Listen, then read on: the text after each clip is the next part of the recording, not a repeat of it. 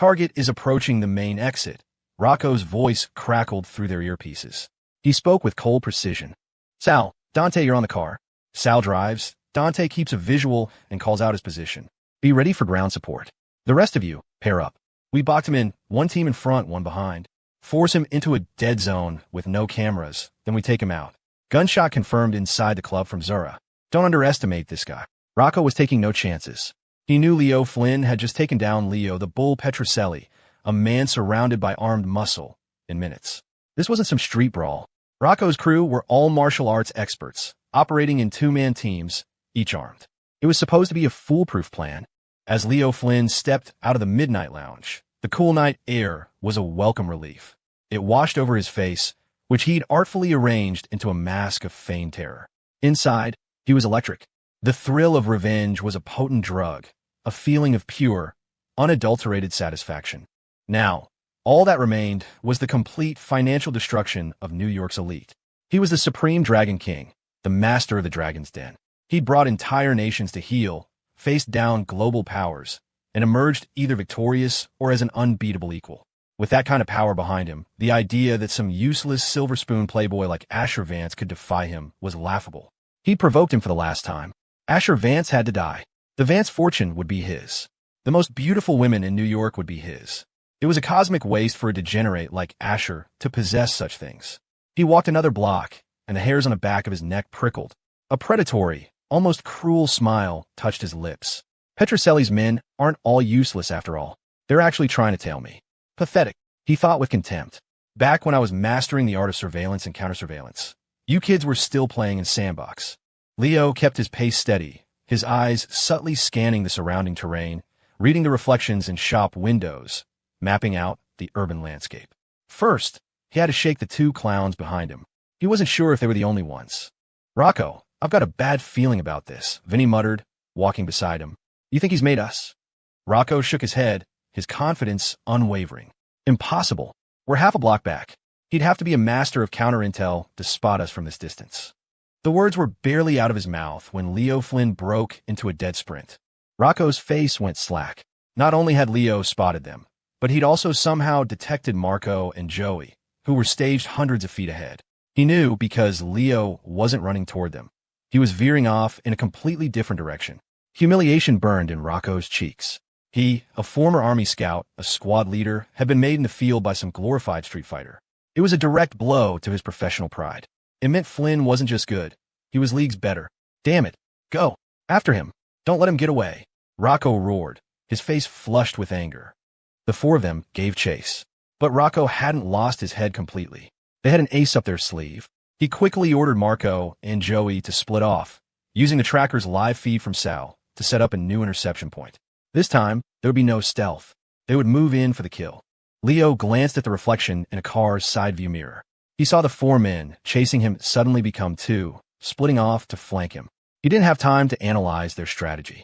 His only goal was to lose them, and if he couldn't, to find a place with no witnesses and no cameras and put them all on the ground. They had seen his face. Killing one man or killing five, it made no difference to him. As a god of war overseas, his hands were already stained with the blood of countless men. Even if they hadn't gotten a good look, if he couldn't shake them, they were dead. A loose end was a loose end. As the protagonist of his own story, Leo's speed and stamina were superhuman. He quickly widened the gap, leaving Rocco and Vinny struggling to keep up. A sneer formed on his lips as he prepared to lose them for good. They weren't even a decent warm-up. Useless, just like Asher Vance. Just as he was contemplating which five-star hotel he'd visit to blow off some steam, two figures emerged from the shadows, blocking his path. He'd unconsciously run from the crowded main street into a narrow, deserted alley. This was his element. He had absolute confidence in his ability to handle any threat here. The lack of cameras and witnesses was a bonus. If he couldn't use the terrain to escape, he'd use it as a killing floor. Marco lunged, launching a powerful roundhouse kick aimed straight at Leo's head, the air whistling with the force of the blow. It was strong, but lacked the terrifying power Leo himself commanded. Leo snapped his arms up to block. Thwack! The impact was like a sledgehammer. The gash on his arm from the earlier fight in the bar split open, blood soaking his sleeve. In that single exchange, Leo knew these weren't ordinary thugs. They were the elite, Petrocelli's best. While defending, Leo exploded forward with a vicious knee strike, driving it deep into Marco's abdomen. The blow was blindingly fast and brutal. Marco doubled over, the wind knocked out of him, his insides feeling like they'd been turned to liquid. Joey moved in instantly, covering his partner and giving him a precious second to recover. But Leo was no longer a man. He was a predator, a nocturnal beast that had tasted blood. They had seen his face. They all had to die. The best defense is a relentless offense. This was Leo's creed. In his military days, his savage, unrelenting boxing style had become legendary. He unleashed a furious barrage of punches, a storm of fists aimed at Joey's head. Thud, thud, thud. The sickening, meaty impacts echoed in the narrow alley. Joey raised his arms to protect his head, holding on for a few brutal moments before his defense shattered. Both his arms were broken, mangled. His head was now completely exposed. Leo's eyes were cold, devoid of mercy. He didn't stop. He continued his brutal assault, pounding Joey's skull again and again. With each blow, Joey felt his consciousness slipping away, his brain rattling inside his head like a marble in a can. It was a textbook concussion, followed swiftly by death. He collapsed, blood pouring from his eyes, nose, and ears. Leo stood over the body, his breathing steady. No cameras. No witnesses. Perfect. Bang. A gunshot ripped through the night. Son of a bitch, I'll kill you. Marco screamed, a classic Colt M 1911-1 shaking in his hand as he fired at Leo. Times had changed. The moment the shot rang out, Leo's body reacted before his mind could even process the sound. He twisted sideways, instinctively moving his vital organs out of the bullet's path. The round still tore through the flesh of his right arm, and blood gushed from the new wound. Pain was a foreign concept to him, an insult. Ever since becoming the Dragon King, he hadn't bled. These men had crossed a line. They would all die for it. In one fluid motion, Leo executed a combat roll, grabbing Joey's corpse and hauling it up in front of him as a human shield. He advanced slowly, methodically, on Marco, perfectly concealed behind the dead man's body. "You motherfucker!" Marco shrieked, his voice cracking with a mix of rage and primal fear. The terror was a cold wave washing up from his feet to the top of his skull. Leo was an animal, a monster who had beaten his brother to death with his bare hands and now faced down a gun without a flicker of fear. Marco backpedaled, firing several more shots, but each bullet thudded harmlessly into the corpse. His plan to intimidate Leo with the gun had failed spectacularly. The distance between them shrank. 10 paces. Leo's eyes narrowed. With a guttural roar, he hurled the body at Marco. At the same time, he charged, closing the remaining distance in a blur of motion. Bang! Bang! Marco fired 2 more wild shots as he scrambled to avoid the flying corpse. It was useless. Leo was already on him. He unleashed a devastating front kick, channeling the full power of his ancient martial arts discipline. The air itself seemed to crackle and split around his leg. Marco's ribs shattered on impact. He felt as if he'd been hit by a truck, a spray of blood erupting from his mouth as he was sent flying backward. The Colt clattered to the pavement. Leo calmly bent down, scooped up the pistol, and leveled it at Marco's head. He squeezed the trigger. Bang! Another shot, but this one wasn't his. It came from the mouth of the alley. Leo dove to the side, taking cover behind a large metal dumpster. Rocco and Vinny had arrived. Seeing them, Leo abandoned finishing off Marco and prioritized his own safety.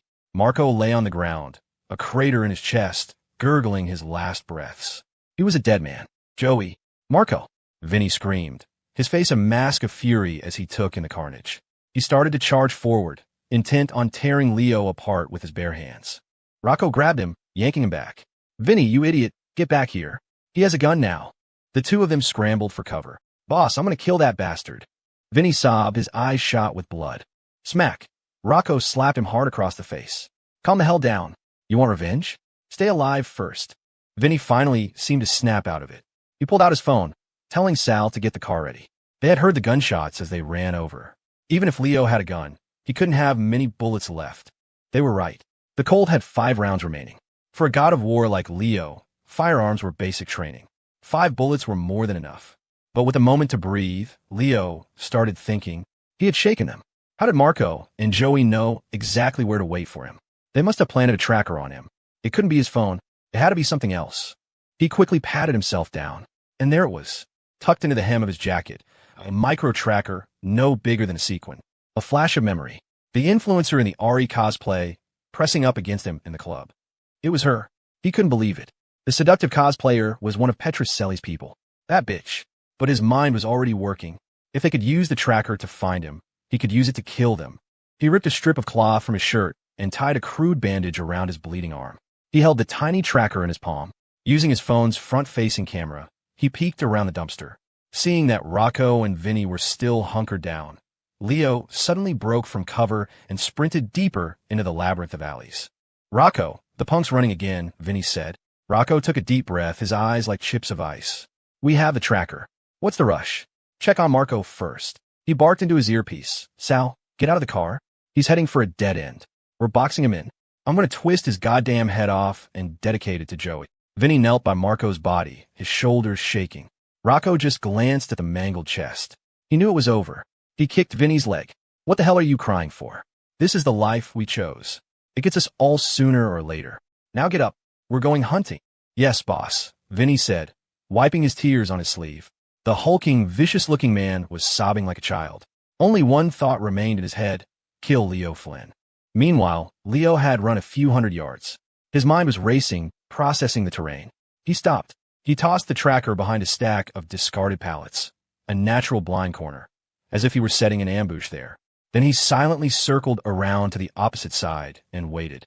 Soon he heard footsteps. "Rocco, the bastard's waiting for us over there." "Heh, dumbass. He's dead." Rocco's crew was pushing a large, wheeled dumpster in front of them, a piece of mobile cover. Sal and Vinny pushed from the front, while Rocco and Dante followed behind, pistols raised. It was a clumsy, noisy approach. A cruel smile spread across Leo's face. Fools. He wasn't in great shape. One arm was injured, cutting his combat effectiveness. And they were armed. He had to end this fast. As they rounded the corner, Rocco spotted a smear of blood on the ground near the pallets, and his brain screamed. "It's a trap!" Bang! Bang! Leo fired twice. The first shot blew out Dante's brains. The second was for Rocco. The moment the shots rang out, Vinny and Sal, momentarily stunned by Dante's collapse, reacted on pure adrenaline. They threw themselves forward, using their own bodies as human shields to protect Rocco. "Rocco, kill the son of a bitch!" Vinny screamed. "I'm coming for you, you coward!" Sal roared. They charged mindlessly. The ferocity of their suicidal attack momentarily surprised Leo, but he recovered instantly, methodically aiming his pistol and putting a bullet in each of their heads. Bang! Bang! Sparks flew off the alley wall. Vinny's skull exploded. Rocco, his eyes burning with tears of rage, finally got a clear shot and squeezed off several rounds in Leo's direction. For the first time since he'd joined the life, the hardened Thorne family enforcer cried. 30 minutes later, Leo Flynn emerged from the alley, his face pale. He had killed all 6 of them, but not without a cost. He'd taken 2 more bullets. He'd need at least a couple of weeks to recover fully. He pulled out his phone and made a call to a trusted subordinate who had just arrived in New York City. Back at the Midnight Lounge, at Serafina's insistence, Asher had someone find her a change of clothes. Because of the chaos, the only clean outfit they could find backstage belonged to one of the club's atmosphere models, a bunny costume. Asher had assumed the proud, icy woman would rather walk home smelling of spilled liquor than put on something so ridiculous. He thought wrong. Serafina snatched the costume, disappeared into a dressing room, and emerged a few minutes later, her original designer dress neatly folded in a plastic bag. The dressing room door opened. "Serafina, let's go," Asher said, not really looking up. "I'll drive you home. If we stick around, the cops will want statements, and that's a whole headache I don't need." It was the honest truth. "I'll drive you home. If we stick around, the cops will want statements, and that's a whole headache I don't need." It was the honest truth. He had people to handle the fallout. He didn't need to be here personally. All the other high rollers on the second floor had already vanished. Asher blinked. He finally looked at her. His eyes widened. Her face was flushed, a delicate pink. The bunny costume fit. It fit perfectly, in every sense of the word. The wide, low-cut neckline highlighted the elegant curve of her neck and her flawless collarbones. The bottom half was a short, black, high-sheen skirt that hugged her hips. Who would have ever imagined that the famously aloof, untouchable goddess of the corporate world would one day be dressed in a degrading bunny costume? Holy crap, the Ice Queen actually did it. All she needs is a pair of bunny ears to complete the look. I am so tempted to take a picture right now. Post it online. Let everyone see the Ice Princess's secret side. Ha ha ha, that would be hilarious. Go find me a trench coat. Serafina snapped, her face burning. She glared at him, but there was no real heat behind it. She only felt comfortable enough to wear this because they were alone. The thought of walking through the club and out to the parking garage like this was mortifying. All right, hang on. Asher tore his eyes away, feeling like he'd just been given a rare glimpse of a mythical creature. His mind wandered. It would look even better on Chloe. What a waste of a good outfit. He called one of his guys and had him fetch a beige women's trench coat. The subordinate was not granted the privilege of seeing Serafina's new look. She made Asher step out to get the coat from him, ordering everyone to stay at least 20 feet away. Serafina draped the coat over her shoulders, and the outfit that could have sent 1,000 men into cardiac arrest was perfectly concealed. Okay, can we go now? The cops are going to be here any minute, Asher urged. Serafina stared at him, a strange look in her eyes. Then she asked a question that completely blindsided him. Asher, are you some kind of creepy siscon? Asher's face froze. His expression was a chaotic mix of shock and disbelief. Are you blind, you idiot woman? How could a question like that even come out of your mouth? You'd have to have a lobotomy to think something so stupid. Chloe and I barely get along. She's one of the heroines. We fight every time we see each other. And she's my sister. Use your brain, please. Ding. Congratulations, host. You have gained personal endurance +3. Asher forced an awkward, polite smile. Serafina, I think you're mistaken. Chloe is my sister. The person I like is you. She rolled her eyes, a gesture so perfectly executed it was almost beautiful. But deep down, a tiny, inexplicable flicker of relief warmed her chest. She had misinterpreted his thoughts, worried for a moment that he harbored some twisted affection for Chloe. Thankfully, she was just overthinking things. Let's just go. Seriously, Asher said, his patience wearing thin. Serafina held out a slender, porcelain-white hand. Asher stared at it, utterly clueless. Is she offering me her hand? Seeing his blank expression, Serafina's embarrassment turned to annoyance. Take my hand, she commanded through gritted teeth. Ugh, women. So much drama, he griped internally. He took her hand, figuring she was just shaken from the shooting. It was probably her first time seeing someone get killed, and her legs were weak from fear. He just helped her walk. All things considered, she was handling it a lot better than Toby Page had. At least she hadn't wet herself. They slipped out a back exit. As they walked, Serafina's other hand found the soft flesh at his side and gave it a vicious pinch, leaving Asher completely bewildered. Meanwhile, in a quiet lounge nearby, Zara Thorne had been waiting for over an hour. She sent another message to Rocco. No reply. Her brow furrowed as she sipped her drink. Don't tell me even Rocco's team failed. To pass the time, she had Googled the concept of a protagonist in fiction. The results were all about invincible heroes, blessed by fate, destined to win. It was a bunch of nonsensical jargon she didn't understand, having never been one for novels. But Zara held one firm belief. Even if Asher was right and Leo Flynn was the world's protagonist, he was still a man. And men were made of flesh and blood. They bleed. And if they bleed enough, they die. 6 martial arts masters, 3 handguns, and a tracker. It should have been more than enough to kill one man. Did you hear? Something went down at the Midnight Lounge. Leo the Bull, Petrocelli is dead. Old news. Heard it was a rival hit. Guy died ugly. I was there. I heard gunshots. I've got bigger news for you guys. There was a massive shootout in an alley in the meatpacking district. 6 guys dead. Someone posted a video on TikTok. You gotta see it before it gets taken down. The chatter from the next table overmade Zara's hand tremble slightly, the stem of her wine glass cool against her skin. Her eyes widened in disbelief. She pulled out her phone and opened TikTok. She didn't even have to search. A local trending video popped up on her feed. It was less than 10 minutes old and already had tens of thousands of likes. The video was grainy and censored. Bloodstains painted the pavement. Bodies lay strewn about, a handgun visible near one of them. The person filming had kept their distance, clearly wanting the viral views without getting involved with the police. After a few seconds of stunned silence, a slow, intriguing smile spread across Zara's face. She made a call, ordering a cleanup crew to dispose of the bodies and to scrub the internet of any related videos. She scanned the comment section. Amateurs were already speculating that the dead men were Petrocelli's crew, gunned down by his rivals while seeking revenge. Perfect, she thought. Let Leo Flynn believe that. A dead end. Her job now was to erase every trace of evidence, leaving no one to testify. The videos would be easy enough to remove. The Thorne family had an army of lawyers. Anyone who tried to re-upload them would receive a cease and desist, followed by a lawsuit. They'd make an example of a few to scare off the rest. I underestimated you, Leo, Flynn, Zara murmured, downing the last of her Bloody Mary in one smooth motion. The corner of her lip curled into a smile that was both alluring and dangerous. Asher was right. From this moment on, I'm taking this seriously. At the Hayes family estate, a sprawling villa in one of New York's most exclusive neighborhoods. We're here, Serafina. Asher smiled, leaning over to open her passenger side door. Getting her here was easy. Getting her to leave was proving to be the hard part. He was practically buzzing with anticipation for her to get out of his car. But Serafina, sitting in the passenger seat, didn't look happy at all. In fact, she looked miserable. Harrison Hayes had just texted her. He and her mother were at a charity gala that was running late. They had decided to stay at a 5-star hotel for the night and would be back in the morning. The news hit her like a ton of bricks. The villa was usually occupied by just the 3 of them. The housekeepers came during the day and left in the evening. If her parents weren't coming home, she would be completely alone in the massive, empty house. Before tonight's shooting, she would have laughed at the idea of being scared. She scoffed at ghost stories and things that go bump in the night. But tonight was different. Tonight, she was terrified.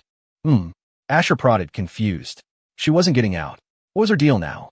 Get out of the car before I have to do something gross to make you leave. He waved a hand in front of her face. She just shot him a look that said, "You're an idiot." That did it. His patience snapped. You want to play games? Fine. Game over. Asher deliberately forced a low, villainous chuckle from his throat. Hiv, hiv, hiv. The sound was so unnatural, it physically hurt his vocal cords. He had no idea how villains in novels managed it. He swore he would never make that sound again. To complete the effect, he leaned in, a predatory glint in his eyes. Serafina, if you're not getting out, does that mean you want to invite me upstairs for a drink? His plan was simple. Be so creepy, she'd practically dive out of the car to get away from him. He was sure that even an idiot like Serafina had enough self-preservation to never invite a hot-blooded simp like him into her empty house.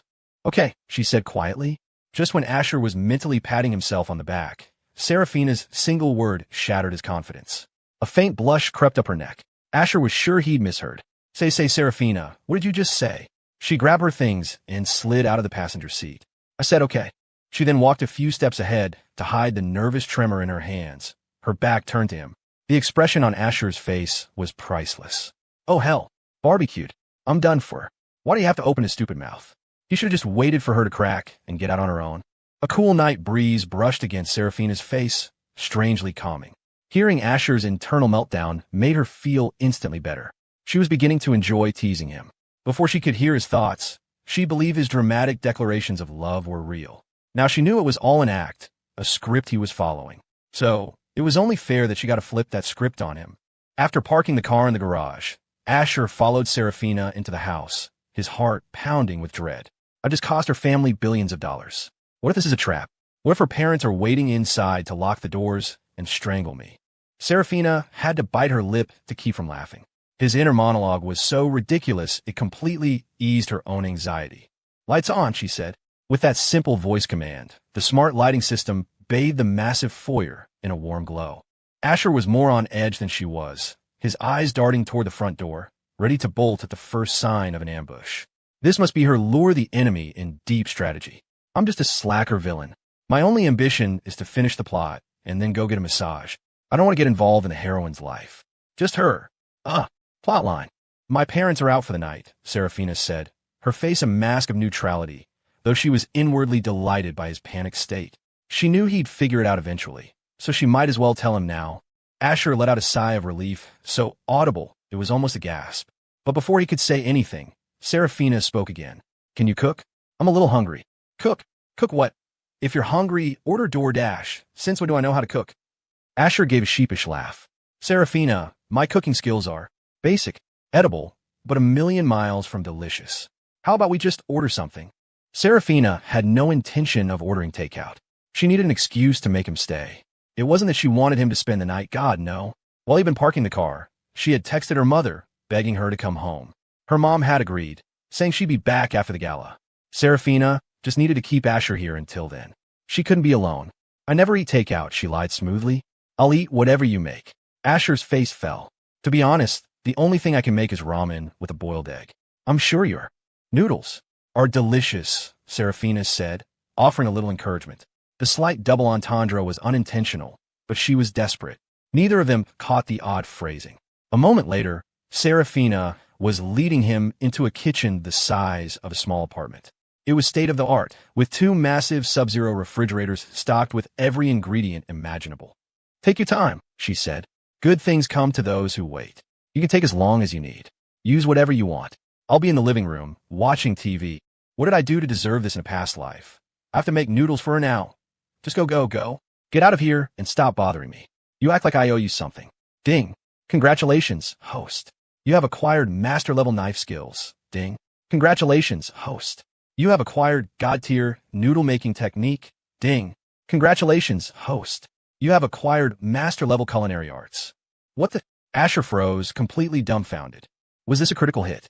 3 rewards at once, all related to cooking? The system had to be broken.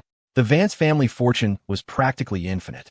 Why would a rich heir like him ever need to cook for himself? Well, except in situations exactly like this one. The moment the rewards registered, a universe of culinary knowledge flooded his mind. Techniques, flavor profiles, an intuitive understanding of every food imaginable. The upgrade was instantaneous and profound. "Dog system, this is not the lazy, coast-by villain template I signed up for," he grumbled internally. "Next time you give me a skill reward, make it a pill that cures idiocy." Grumbling aside, he had to admit this was a pretty sweet reward. At least now, he wouldn't have to eat instant noodles when he couldn't get takeout. In the vast living room, Serafina sat on the edge of a leather sofa, fidgeting nervously. She didn't dare go to her room to change out of the ridiculous bunny costume. Out in the world, surrounded by people, was one thing. But here, alone in the house with Asher, what if he got ideas while she was changing and just burst in? Besides, she was strangely getting used to it. As long as she kept the trench coat on, he couldn't see the costume underneath anyway. So changing was a moot point. And if he did try anything, she could be out the front door in seconds. But those weren't the real reasons. The real reason was she was afraid of the dark. Sitting here in the living room, she could hear the television, and more importantly, the comforting sounds of someone else moving around in the kitchen. As much as she hated to admit it, while Asher had countless flaws, he also had his merits. When the gunshots had echoed through the club, she had been terrified, her body trembling uncontrollably. Asher had placed a firm, steadying hand on her back, gently patting it while guiding her to a safer spot behind a sofa, shielding her with his own body. She wasn't sure how much time had passed when a rich, savory aroma began to drift from the kitchen. Serafina's nose twitched. Is he really just making noodles? It smells incredible. Honestly, the fear and anxiety had burned through her energy, and she was starving. The delicious smell of the broth filled the living room, and her stomach rumbled in response. Gulp! She swallowed hard, stood up from the sofa, and, like a curious cat, tiptoed quietly toward the kitchen. Inside, Asher was simmering a rich bone broth in a large stock pot, while simultaneously carving a piece of fruit with a paring knife. The benefits of his new master-level knife skills were obvious. The professional-grade kitchen knives felt like extensions of his own hands. He could twirl them, executing complex, flashy moves without the slightest fear of cutting himself. It was as if the blades had eyes. Hearing footsteps, he set down the apple he'd been working on for less than a minute. It was now carved into the shape of a perfect, blooming rose. At a glance, you couldn't even tell it was an apple. It was both appetizing and a stunning display of craftsmanship. "I thought you were waiting outside," Asher said, wiping the knife clean and placing it back in its block. Serafina blushed. She couldn't very well admit that the smell of his cooking had drawn her in like a cartoon character floating toward a pie. "Asher, you said you couldn't cook," she accused, striding into the kitchen to cover her embarrassment. She picked up the apple rose, her eyes wide with shock. The detail was incredible. Asher just shrugged and smiled. "I couldn't before. I can now." It was the simple truth. For once, his inner voice was silent, giving her no clues. She just assumed he'd been teasing her earlier, planning a surprise. "Oh," she gasped suddenly. Asher jumped, thinking she'd cut herself. "Idiot. I mean, Serafina, what's wrong?" Ignoring his internal slip-up, Serafina pointed a slender finger toward a platter on the counter, filled with a menagerie of intricately carved fruits. "You did all of these?" It wasn't just apple roses. There were swans carved from melons, dolphins from bananas, and even a majestic phoenix sculpted from a pineapple. She had thought the apple was the limit of his talent. She was wrong. "Just messing around," Asher said nonchalantly. And he was. What was the point of having master-level skills if you didn't test them out? In his mind, these were flawed first attempts, rushed due to a lack of time. "Anyway, you're just in time." Take these out and snack on them, he said, trying to shoo her away. The broth is almost ready. I'll call you when it's time to eat. A woman's presence will only slow down my carving speed. Serafina arched an eyebrow at him, then picked up the apple rose again. She hesitated, admiring it for a moment before taking a bite. The apple seemed to taste even sweeter, a feast for both the eyes and the palate. I can wait here, she declared. So be it. Asher went back to work. To make a perfect bowl of ramen, the broth was everything. He expertly whisked some eggs and dropped them in a hot oil, creating crispy, perfectly fried toppings. He moved around the kitchen with an effortless grace, his actions methodical and precise. Serafina watched, mesmerized. The aroma in the kitchen was even more intense, a constant, tantalizing assault on her senses. Just how many secrets was Asher hiding? She had no idea. Her ideal partner could be clueless about many things, but he had to know how to cook. If he was broke, she could support him. But if he couldn't cook, hard pass. In that one respect, Asher was exceeding all expectations. She looked down at the platter of fruit art, feeling almost guilty about eating them. She carefully selected the least perfect ones, the ugly ducklings of the bunch, but even those were masterpieces. Serafina nibbled on the fruit, her eyes glued to what Asher was doing at the stove. She was the perfect embodiment of the phrase, eating what's in your bowl while eyeing what's in the pot. The fruit was delicious, but its flavor was finite. It couldn't compare to the soul-stirring fragrance wafting from the simmering pot. She couldn't take it anymore.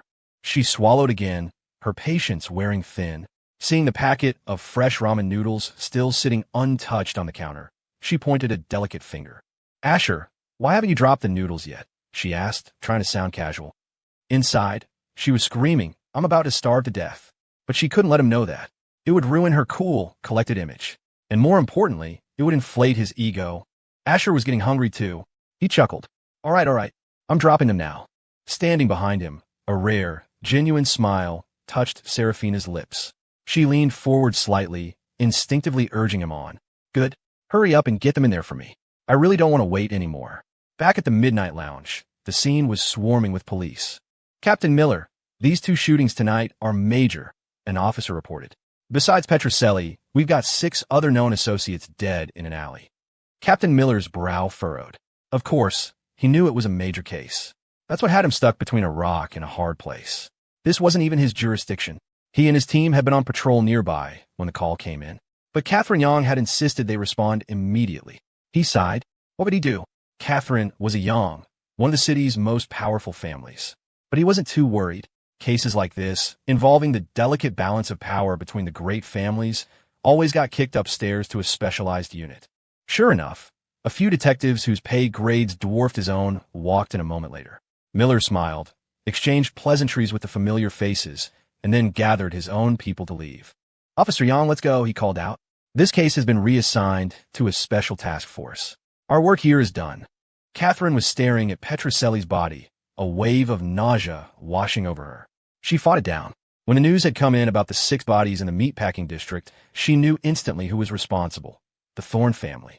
Only they had the audacity and the resources to pull off such a brazen public execution. But knowing and proving were 2 different things. She had no evidence. Captain, I want to stay and assist their investigation, Catherine said, her expression grim. Miller's eyelid twitched. Kid, they're telling us to back off. Don't you see they're trying to bury this, to smooth it over? Why are you so determined to get involved? Officer Young, I'm ordering you to stand down, Miller said, his voice hardening, taking on the tone of a stern father. But Catherine wouldn't budge. She was as stubborn as they came. The 2 of them stood in a silent standoff. The lead detective from the special unit walked over, holding a file with an official seal. Officer Young, we're just following protocol. Please don't make this difficult for us. Her reputation preceded her. Everyone in the department knew who she was. You people never change, she shot back, her voice ringing with frustration. You made me the same promise last time, and what happened? That shooting case was swept under the rug as gang violence. What about the innocent families caught in the crossfire? Did they ever get justice? You don't deserve to wear that badge. She turned on her heel and stormed out. Miller gave the detective an apologetic look. The detective just smiled sadly. Her world is so simple, he said, clear as water. Miller took a long drag from a cigarette. Weren't all of ours once? The results aren't always what we set out for. But we're caught in the middle of it, and there's not a damn thing we can do. The detective just nodded. After a few more words, Miller left as well. At the Hayes estate, 2 large bowls of ramen sat on the dining table. The noodles were topped with a crispy fried egg, cooked with a special technique that made it savory without being greasy. The broth was a creamy, milky white, and its aroma was intoxicating. Finely chopped scallions were sprinkled on top, a perfect harmony of color, scent, and flavor. Serafina decided she had been polite for long enough. She couldn't hold back another second. "I'm digging in," she announced. She eagerly slurped up a mouthful of noodles. They were fresh out of the pot and scalding hot. She immediately had to spit them back into the bowl. "Ow, hot," she mumbled, embarrassed, sticking out her tongue to cool it down. The sight made Asher instinctively think of the golden retriever his family had when he was in high school, panting in the summer shade. Puffed! The thought was so vivid that Serafina, hearing it, couldn't help but spray a fine mist of broth across her own bowl. Luckily, they were sitting far enough apart that Asher was spared from the fallout. "Whoa, was that really necessary? I have my own bowl. It's not like I was going to steal your food." "Seriously, you idiot woman, that's just gross." "Are you okay, Serafina?" Asher asked, a smirk playing on his lips. She shot him a glare and then lowered her head again, carefully blowing on the broth to cool it down. She took a tentative sip. Her eyes lit up. The hour-long simmer with the bone broth had paid off. The creamy, rich flavor was divine, an experience that words couldn't do justice. So, Serafina expressed her appreciation through action. In the next instant, she went into full-on foodie mode, slurping down the noodles like someone who hadn't eaten in days. Asher tried a bite of his own. It was good, far better than anything he'd ever made before. But with all the culinary knowledge now crammed in his brain, he knew this was just barely passable. To make something truly spectacular would have taken 3 times as long, and he wasn't about to spend that kind of effort on Serafina. He'd only gone this far to test out his new skills. And the test results were in. They were awesome. In what felt like no time at all, they both finished their bowls almost simultaneously. Asher hadn't expected the ramen to be that good. He'd only made a normal portion, but there was still a small amount left in the pot in the kitchen. At that moment, his and Serafina's thoughts aligned perfectly. To hell with the novel's plot. To hell with protagonists and heroines. In the face of more ramen, all of that was worthless. Suddenly, Serafina threw all sportsmanship out the window. "Asher, if you really love me, you'll let me have the rest of those noodles." With that, she shot up from her chair and sprinted toward the kitchen. Asher shot up too, but he hesitated for a fraction of a second, as if frozen by a spell. In that moment, he made a decision that temporarily defied his character's script. The ramen was just too good. Nothing was going to stand between him and a second helping. He chased after her into the kitchen. He was a step behind her. Crash! Before he even crossed the threshold, he heard the sickening sound of something, or someone, hitting the floor. The expression on Asher's face was a work of art. "Oh, you have got to be kidding me. Did the idiot woman actually fall?" He walked into the kitchen. There on the floor was Serafina, who had apparently inherited the slapstick genes of a cartoon character. She had slipped on a small puddle of water about 3 feet from the stove and gone down hard. It looked painful. So painful that Asher's first instinct was to turn around, walk out of the house, and pretend he'd never been there. The paramedics would probably get here in time. "Serafina, are you okay?" he asked, pushing aside his less charitable thoughts and walking over. Serafina wanted to curse. All she wanted was another bowl of noodles. Was that so wrong? A sharp pain shot through her ankle, and she bit her lip to keep from crying out. "I twisted my ankle," she mumbled, her cheeks flushed with humiliation. It was so embarrassing. She'd fallen while racing for food. How stupid must she look? In fact, Asher was already cataloging it in his mind. Has this idiot woman never eaten a meal before?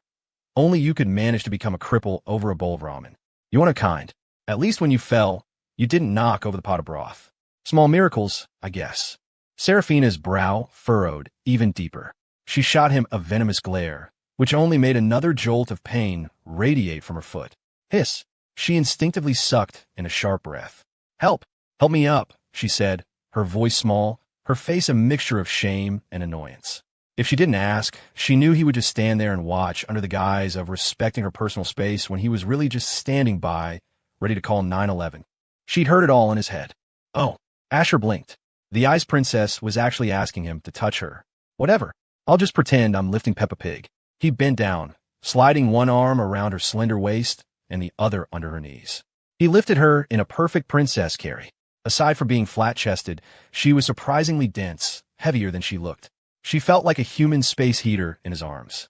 Serafina squirmed uncomfortably, but a fresh wave of pain from her ankle forced her to be still. "I'll put you on the sofa," he said. "Wait, my noodles," she cried, glancing mournfully at the pot. Asher's mouth twitched. "Nobody's going to steal them from you." He carried her into the living room and gently placed her on the sofa. She sat with her leg bent, her long, pale fingers probing her slightly swollen ankle. She tried to unbuckle the strap of her sandal, but no matter how she tugged, it wouldn't come loose. All her frantic efforts only made the pain worse. Her eyes started to water. She bit her lip and looked at Asher, her voice barely a whisper. "Asher, can you help me? Is that how you ask for a favor? You're really testing this villain's patience. And setting aside the question of whether I even want to help, what if you have foot odor? I could be taken out before my mission is complete, felled by toxic fumes." Ding. "Congratulations, host. You have gained personal charm +1. Hearing his thoughts and seeing his utter lack of movement, Serafina lost it. In a fit of pique, she stuck her uninjured foot out toward him. "Asher, my feet do not stink. Smell for yourself if you don't believe me." Asher jumped back, startled. How did she know what he was thinking? Was his expression that obvious? "Huh, Serafina, I was just so happy you asked for my help that I froze for a second." She gave him a withering look. Lying sack of crap. The throbbing in her injured ankle returned, and she couldn't hold back a snap. "Hurry up." Asher knelt in front of her, his gaze falling on her outstretched foot. It was flawless, pale and delicate, with no visible veins. Her 5 perfectly shaped toes, painted with a pearlescent polish, curled slightly. There was no odor. In fact, there was a faint, pleasant scent. He first removed the sandal from her uninjured foot. When his fingers closed around her heel, he felt her entire body tense up. "Don't move," he warned. "You'll make the other one worse, and then we'll have to call an ambulance." Serafina nodded. She was relieved, and yet strangely disappointed, that his thoughts were completely clinical. Soon the shoe was off. Asher found himself admiring her legs. Not bad. Legs for days. But they still can't compare to the she-devils. Serafina's brow tightened. She knew he was talking about Scarlet Jo. What was so great about Scarlet's legs anyway? "Wait here. I'm going to get something from the fridge," Asher said, standing up. Serafina assumed he was getting ice for her ankle, so she didn't object. He's actually being kind of thoughtful. I'll let the leg comment slide. For now. She closed her eyes, waiting for him to return. A moment later, he was back. In one hand, he held an ice-cold Coke. In the other, an ice-cold Sprite. Serafina stared at him, bewildered. Asher placed the Sprite on the table in front of her. "Here, drink this," he explained. "It'll help with the shock. I'm going to call for an ambulance. That looks pretty serious, and I don't know any first aid. I'd probably just make it worse." With that, he popped the tab on his Coke and took a long drink. The fizz was glorious. Serafina was about to explode. Her face was flushed with rage, and her eyes looked like they could shoot lasers. It was becoming clear that unless she specifically told him to do something, this man would not deviate from his pre-programmed script by a single inch. "Asher," she said, her voice dangerously calm, a vein pulsing in her forehead. "Could you please go to the freezer, get some ice, and put on my ankle?" Asher coughed. "I still think we should call a team of medical professionals. Trust the experts." "Serafina, I don't care what you think. I want what I think. It's a minor sprain. It does not require an ambulance." Asher considered it. She had a point. It was like using a sledgehammer to kill a fly. He sighed and trudged back to the kitchen to get some ice. Asher returned with an ice pack. Serafina eyed it nervously. "Asher, is it going to hurt?" "How should I know?" He replied bluntly. "The last time I sprained my ankle, I was a kid. Probably a little. This ice is really cold, so you'll have to bear with it." That was not what she wanted to hear. She recoiled, but the throbbing pain in her ankle was a constant, agonizing reminder. Short-term pain for long-term gain, she told herself. Steeling her nerves, she held out her slightly swollen foot. Her toes curled inward in anticipation. It's a real shame those legs are wasted. They could be pedaling a rickshaw. Asher couldn't help but stare for an extra second. A beautiful woman's foot really was a powerful weapon. He finally pressed the ice pack against the swelling. "Hiss! Ah, it hurts! It hurts!" Serafina yelped, snatching her foot back as if she'd been electrocuted. She couldn't handle that initial shock of cold. Asher sighed, exasperated. "I told you it was cold. Just hold on for a second, and it'll get better." She shook her head vigorously, her face a mask of refusal. She wouldn't let him call an ambulance, and she wouldn't let him apply ice. She was impossible. Asher was tempted to just toss the ice pack in her lap and let her deal with it. Then, an idea struck him. "Why don't you eat some of my noodles while I apply the ice?" Serafina's eyes lit up. The ramen had been heavenly. Maybe the pleasure of eating would distract from the pain. She contained her excitement and gave a solemn nod. Okay, let's do it your way. What a child, Asher thought with a private smile. But hey, whatever worked. A moment later, Serafina was sitting on the sofa with a bowl of leftover ramen in her lap, her eyes still fixated on the ice pack in Asher's hand. Stop looking at it, he said. This is called the classic misdirection technique. Focus all your attention on the noodles, and you won't feel the pain. She nodded and began to slurp the noodles. Seeing she was distracted, Asher moved the ice pack toward her ankle again. Her little foot twitched. MMPH. It still hurts. You bastard, Asher. You lied to me. I hate you. You big liar, she mumbled through a mouthful of ramen. Just bear with it, he coached. You'll get through it. Focus on my noodles. Serafina did as she was told, tears welling in her eyes.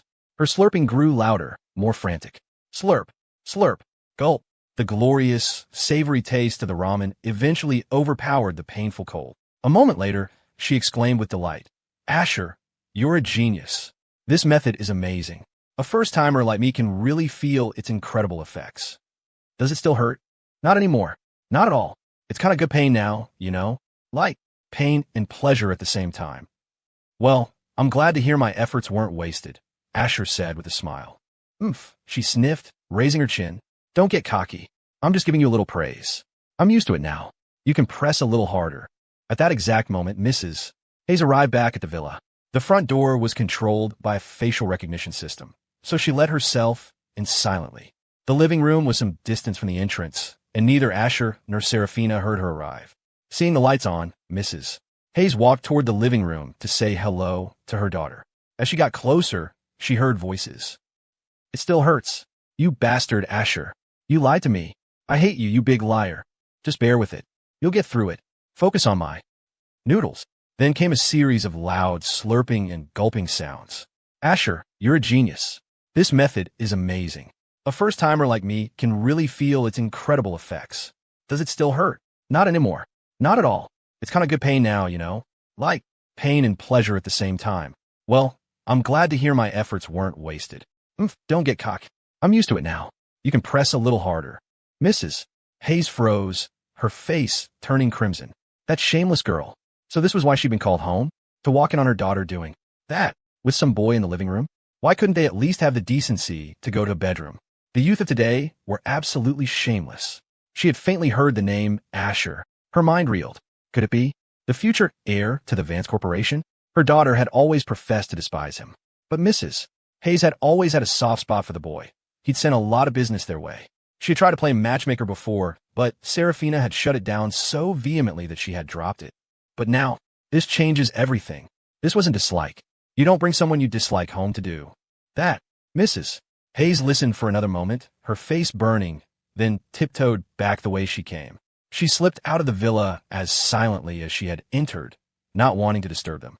She was so flustered that she didn't even get back in her car, instead walking all the way out of the gated community before stopping, her heart pounding in her chest. This was huge. She fumbled for her phone and immediately called her husband. Harrison, she breathed into the phone. Your darling daughter is all grown up. Harrison, fresh out of the shower at the hotel, was confused. What are you talking about? Mrs. Hayes took a deep breath, but it did little to calm her racing heart. That girl. She called me, begging me to come home. And you know what I found her doing? She was in our living room with a man doing, you know what? What? Harrison roared, his voice cracking. Who is he? Which family's punk is it? I'll kill the son of a bitch. Harrison, calm down, Mrs. Hayes said, a smile in her voice. It's good news. Great news. Harrison felt like his lungs were about to explode. He was already pulling on his shoes, ready to drive home and commit murder. Good news? Have you lost your mind? It's really good news, she insisted. The man is Asher Vance. Harrison froze, his hand halfway to tying his shoelace. His expression shifted from rage to shock to utter disbelief. That's impossible. Did you see him with your own eyes? Of course I did, Mrs. Hayes said, annoyed by his skepticism. That little minx was playing us all along. Harrison, when I got to the living room, I could hear her moaning and groaning, saying things like it doesn't hurt anymore, and your method is so new and effective. She's just as shameless as you were when you were chasing me. Harrison burst into laughter. Asher Vance, the Vance family, the billions they had lost were nothing to an empire like that. A drop in the ocean. Darling, you wound me, he crooned. Where are you now? You can't go back in there. Come to the hotel. A new wave of excitement surged through him. Mrs. Hayes was still blushing. You dirty old man. I was so afraid of disturbing them that I walked out of the neighborhood. You'd better come and pick me up. Harrison's mood was soaring. Of course, my love. I'm on my way. At the Bulgari Hotel. For men of a certain age, some things are brief. Afterwards, Harrison Hayes lit a cigarette while his wife shot him a look of mild disdain. In his youth, Harrison had been a legendary player, but now he was just an old player, and the years were catching up to him. BZZZT. Mrs. Hayes's phone vibrated on the nightstand. She picked it up. Who is it? Harrison asked, blowing a smoke ring, his expression one of postcoital zen. Your daughter, she replied dryly. Harrison frowned. Why was she calling now? Weren't she and her boyfriend busy? Mrs. Hayes answered the phone. Mom, it's almost midnight. Why aren't you home yet? Seraphina's voice was full of complaint. Being flaked on by her own mother was a new low. Mrs. Hayes bristled, the memory of her daughter's shameless moans making her blush all over again. You shameless girl. You have the nerve to call and question me after what you were doing? Was this little game of yours fun? Letting us think you hated him? Seraphina was completely lost. Game? What game am I playing? Oh, stop pretending with your own mother. Mrs. Hayes snapped. I see right through your little act. On the one hand, you pretend to hate Asher Vance, making your father and me believe it. On the other, you're secretly in love with him and bring him home behind our backs. What was your plan? Wait until the grandchild was born before you finally told us. Seraphina was mortified. Grandchild? Secret love? What on earth was she talking about? It wasn't me. I didn't do it. A horrifying thought dawned on her. Mom, did you come home earlier? Mrs. Hayes's face turned the color of a beet. Yes, I came home. If I hadn't, how long were you planning on deceiving us? After all we've done for you, you ungrateful brat. Seraphina was just as flushed as her mother now. Oh, dear God, she must have misunderstood something. Looking down at her still bruised ankle, she felt deeply wronged. She began to explain, painstakingly recounting the entire, ridiculous series of events. She even took a picture of her swollen ankle and sent it as proof. After a lengthy, excruciating explanation, the misunderstanding was finally cleared up. On the other end of the line, Harrison and Mrs. Hayes were left in stunned silence. The cigarette suddenly tasted bitter in Harrison's mouth. The whole situation was beyond absurd. It was like winning the lottery, matching every number, only to find out on the very last digit that your ticket was for the wrong day. Back at the villa, Seraphina's cheeks and ears were burning. I'm so sorry about tonight, she mumbled. My mom should be back soon, and then you can go. Asher yawned and waved a dismissive hand. No problem, no problem. A few moments passed in awkward silence. Asher had run out of things to complain about internally, so he pulled out his phone to scroll through TikTok and kill time. Missed calls? And texts. He had 6 missed calls and 17 unread messages. 2 of the calls were from his mother, Eleanor, and 4 were from his sister, Chloe. It was undoubtedly about the shooting at the club. Chloe was probably just calling to make sure their parents wouldn't worry, and, incidentally, to see if he was dead yet so she could start planning how to inherit everything. He understood why his father, Lawrence, hadn't called. Eleanor was more than capable of handling the parental worrying for both of them. Asher ignored Chloe's calls and dialed his mother back to assure her he was fine. He stepped out into the entryway for the call, which lasted nearly 20 minutes. After a string of convincing lies, he finally placated her by promising he was done with his wild night and was on his way home, which was for once the truth. Returning to the living room, he opened his messages. They were all from Chloe. He skimmed them, his expression confirming his every suspicion before deleting the entire thread. Chloe, heard there was a shooting at the Midnight Lounge. Weren't you there? Chloe, not that I care, but are you dead?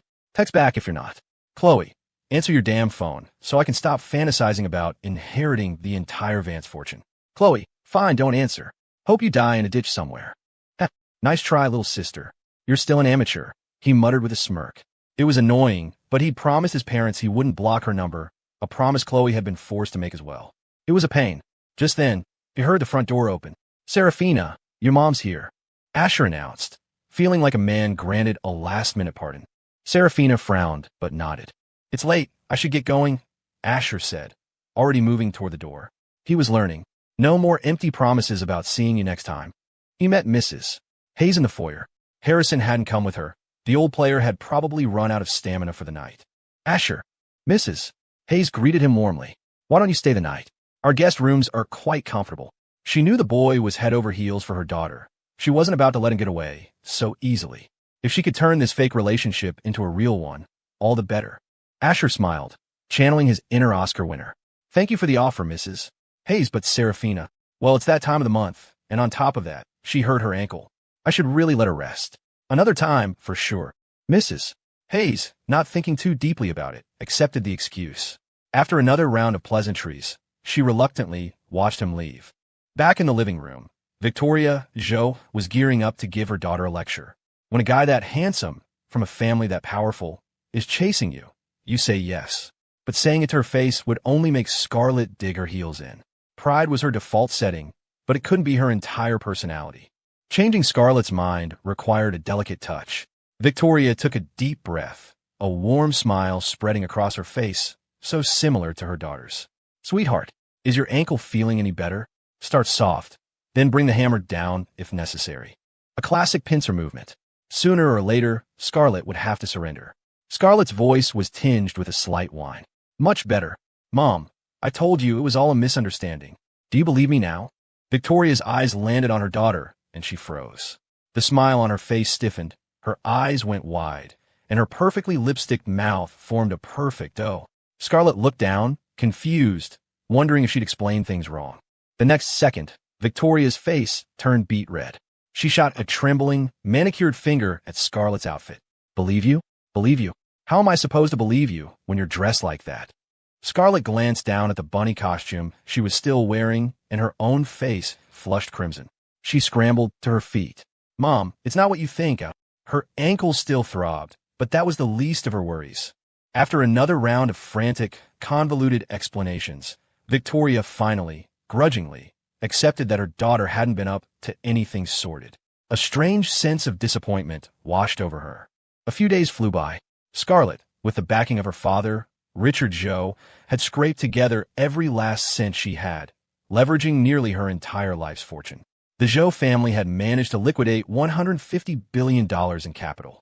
Of course, it was nothing compared to the cool $350 billion Eleanor Vance had effortlessly produced. Moreover, the Jo family's $150 billion was on a short leash. They couldn't have it tied up for more than 2 weeks, or the whole scheme would collapse. Misappropriating company funds on that scale would get Scarlett's branch of the family sued by their own relatives and struck from the family trust. The consequences would be catastrophic. The combined $500 billion was converted into $100 billion USD. Channeled through the Vance Corporation's world-class, sprawling financial infrastructure, the capital was leveraged 10-1, creating a $1 trillion war chest. Every penny was used to buy crude oil bonds. With oil currently priced at $100 a barrel, $1 trillion bought 10 billion barrels worth of bonds. Once the news broke about the 3 new supergiant oil fields, the price of crude would plummet. That would be the moment to dump every last bond. And if the market crashed, that was Wall Street's problem, not theirs. Let them print all the dollars they wanted. If the price dropped to $25 a barrel, the profit margin would be a staggering $75 per barrel. 10 billion barrels of oil, whose value would crash to that of 5 billion barrels. The 5 billion barrel difference was pure profit. At the original price of $100 per barrel, that was a $750 billion gain. Factor in the leverage, and they were looking at a payout of nearly $75 trillion. This wasn't just property or assets. This was liquid cash. A single move that would cement the Vance family as the undisputed titans of global commerce. With that kind of capital, they were untouchable. Leo Flynn's Dragon's Den, for all its power, couldn't lay a scratch on Asher or his family. Scarlett had done all she could. The economic advantage was now absolute. In her manager's office, Scarlett stretched like a contented cat. So tired. Faint dark circles shadowed her beautiful, almond-shaped eyes, which were threaded with red. The past few days had been a whirlwind of frantic work, but as she looked at the numbers on her screen, she knew it was all worth it. She glanced at the clock. Almost quitting time. Time to go collect some interest from my little wolf. A dazzling smile bloomed on her face. When she was in work mode, time flew. It felt like ages since she'd last seen Asher. That wouldn't do. The world was full of conniving vixens. If she lost Asher because she was too busy making money, who could she possibly complain to? Meanwhile, in the CEO's office, Leo Flynn was off the grid. After taking out Leo the Bull Petrocelli, The plot demanded he lay low for a few days. For Asher, this meant a blissful, carefree reprieve. Days were spent teasing his secretary. Nights were for clubs and Instagram models. Life was good. Another day, another dollar, Asher murmured, glancing at his watch with a smile. The end of the workday always brought a thrill of anticipation, and he was no exception. He was just wondering whose number to call up for the evening when a sharp knock echoed on his door. "Come in," he said, his voice cheerful. The door swung open, and his good mood evaporated. It was Scarlett. She looked exhausted, but her eyes were electric. The moment they landed on him, they lit up with an unmistakable, predatory glint. "What's the she-devil doing here?" Asher kept his expression neutral. "Can I help you?" Scarlett nodded, a smile playing on her lips. "You can." "Damn it, she-devil, you played dirty. You couldn't have come during work hours? You had to wait until the exact second I was about to leave? I have a massage appointment to get to." Asher cleared his throat, forcing his gaze away from how her white silk blouse strained against her chest. "If you have something to say, say it. I have important business to attend to." Scarlett blinked her almond eyes, her full red lips parting slightly. "Important business? What kind of important business?" "None of your business, kid." "Personal business," he said coolly. Scarlett lifted a delicate hand and gently kneaded her aching shoulder. "Asher, yeah, take me for a massage." In his fiery red Ferrari 488, Asher decided he must have lost his mind to have agreed to Scarlett's request. "Whatever. It's not like I have any plot points to hit for the next few days. I'm free, and the she-devil does look pretty wiped out. I guess I can play the good guy for once." He consoled himself with the thought. In the passenger seat, Scarlett's lips were curved into a triumphant smile, revealing two playful dimples. Just being alone with Asher seemed to melt away all her exhaustion. Everything she'd done felt worth it in that moment. The atmosphere in the car was harmonious, charged with a subtle energy. It felt as if they were the only two people in the world. The Ferrari sliced effortlessly through the city traffic. This, he supposed, was something like happiness. Suddenly, the GPS shattered the serene moment. "You have passed your destination, the Whispering Willow Ear Spa and Cultural Center, by 2,000 feet. Rerouting. You have passed your destination, the Whispering Willow Ear Spa and Cultural Center, by 2,000 feet. Rerouting." The robotic voice not only killed the mood, it made Scarlett's perfectly sculpted eyebrows arch. She turned her beautiful eyes toward Asher. A place called the Whispering Willow Ear Spa and Cultural Center? It sounded like the kind of place that wasn't exactly on the level. The destination she'd had in mind was the Grand Elysian Wellness Center, a name that, despite the wellness center part, at least sounded respectable. This place sounded weird. Did Asher have some strange ritual of getting his ears cleaned before massage? Asher jumped, startled. This is absurd. He remembered driving by this place once, a wrong turn from his navigation. He'd taken one look, decided it wasn't his style, and left. He must have forgotten to clear it from his history. Before he could speak, Scarlett looked at him, her voice laced with amusement. "You like getting an ear spa before your massage? You certainly know how to live. It's just, the name doesn't sound entirely proper." Asher's face darkened. He coughed awkwardly. "No, that's not it. The GPS screwed up. The places I go are much classier than this." He had two motives for saying this. First, to reinforce his playboy image and warn the she-devil not to get too close. Second, because the Whispering Willow Ear Spa and Cultural Center genuinely sounded like a front for something shady. If he were going to get his ears professionally cleaned, he'd at least pick a place with a name that sounded legitimate, not a place where they'd immediately try to upsell him on something he didn't want. As if on cue, the Ferrari's navigation system chimed in again, seemingly determined to cooperate with his lie. "Proceed straight for 500 yards to enter the Crimson Bloom Ear Spa and Cultural Center. You have arrived at your destination. Please park with caution. Vance Nav is pleased to have guided you." Asher hadn't expected to be called out so quickly. The Ferrari's damn navigation system had sold him out. Well, to be more specific, the navigation system developed by his own damn company had sold him out. A classic case of being hoisted by his own petard. First thing tomorrow, he was going to the dealership and having them rip this cursed console out and replace it. Scarlett burst out laughing, a sound as sweet as it was beautiful. While the she-devil giggled, Asher kept his face a mask of nonchalance and continued driving as if nothing had happened. When they arrived at the real destination, the Grand Elysian, Asher expertly led Scarlett to a VIP room, his personal, reserved space. The owner of the wellness center, eager to curry favor with him, had permanently set aside the largest VIP suite for his exclusive use. It had been a wise decision. In return, Asher had generously made a few calls, opening doors for the owner that no amount of money could have. Stepping into the suite felt like coming home. The GPS incident was already fading from his mind. Scarlett's eyes, however, were wide with curiosity. This was Asher's sanctuary, the place he came to drop his guard and be himself. She scanned the room. The decor was undeniably relaxing, designed for pure comfort. "Are you sure you don't want a different room?" Asher's voice cut through her thoughts. Bringing his fiancée for a massage felt strange. Scarlett's eyes twinkled playfully. "You're such a nag." Asher's eyelid twitched. "Fine, but don't blame me if you see something you're not supposed to. I like to get my massages shirtless. Just don't go running to my parents to complain." He felt a flicker of triumph. At her core, Scarlett was still an unattached woman, and women were supposed to be modest. Besides, it wasn't like they were that close yet. Wait, shirtless? Is that an option? Scarlett instinctively licked her lips. She had never seen what Asher's body looked like. Asher saw her look and felt a prickle of unease. This felt like it was backfiring. But the VIP suite had privacy screens. He could handle this. Minor setback, he told himself. Don't panic. A moment later, two beautiful therapists in silk, Chong Sam-style uniforms entered, their slender waist swaying. "Master Asher, your humble servant has arrived." "My lord, we've missed you so. Did you miss us too?" They had taken notes from number 14, another therapist, and discovered that Asher didn't mind this kind of roleplay.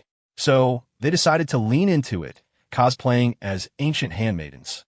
Their voices were dripping with sweetness. Who knew? Maybe one day Master Asher would lose control and devour them whole. Having the illegitimate child of the national husband was a thrilling thought. If a DNA test proved the child was his, they'd be set for life. The Van Cess could toss them a few $100 million, and they'd never have to work again. They had assumed Asher was alone. When they saw Scarlett standing beside him, looking serene and graceful, they both jumped. This had to be a joke. The two, who had been oozing flirtatious energy, fell silent instantly. Scarlett's almond eyes danced with amusement. "Asher, I didn't know you were into this kind of thing. Ancient titles and everything." She paused, two dimples appearing on her cheeks, mimicking the therapist's tone, but infusing it with a natural charm that was leagues beyond them. She purred, "My lord, do you require my services? Your humble servant awaits." When the she-devil made a move, she committed. Her voice held a natural, captivating quality, and her tone, posture, and expression were all perfectly calibrated. The comparison was stark. The she-devil won, hands down. Asher glanced at the two therapists, who now looked like frightened quails, their bodies trembling.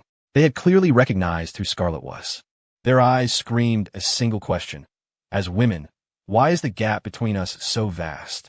From the moment they saw Scarlett, they had been struck by a potent cocktail of inferiority and awe. Asher offered them a silent, 3-second moment of sympathy. He couldn't even handle the she-devil. Let her have her fun. After what felt like an eternity, the two therapists shot him a desperate, pleading look. Only then did Scarlett relent. Asher cleared his throat awkwardly. "Just do your jobs." The women, granted a reprieve, practically scrambled to his side of the room. Neither of them wanted to be anywhere near Scarlett.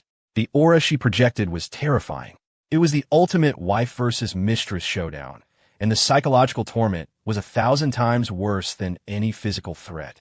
Scarlett tilted her head, pressing a slender finger to her lips, and offered a devastatingly intellectual and beautiful smile. "Am I really that scary?" Carrot. The two therapists looked like their souls were about to leave their bodies. Their slender frames shook uncontrollably. "You have to ask? What else would you call this?" In the end, they decided seniority would determine their fate. The one with less experience would have to attend to Scarlett. Asher could practically see the blood, sweat, and tears written all over the younger therapist's face. "What's so scary about the she-devil? Why are you two so terrified? If you look past her playful side, she's actually kind of cute. You should cherish the opportunity to serve her." "Wait, why is her face turning red?" A strange blush crept up Scarlett's cheeks. "Wolf?" Asher tore his gaze away. He was here to relax, not to decipher the she-devil's moods. Suppressing the sudden urge to reach out and pinch her slightly chubby cheeks, he walked into the bathroom to shower before his massage. The routine was smooth, practiced, and refined.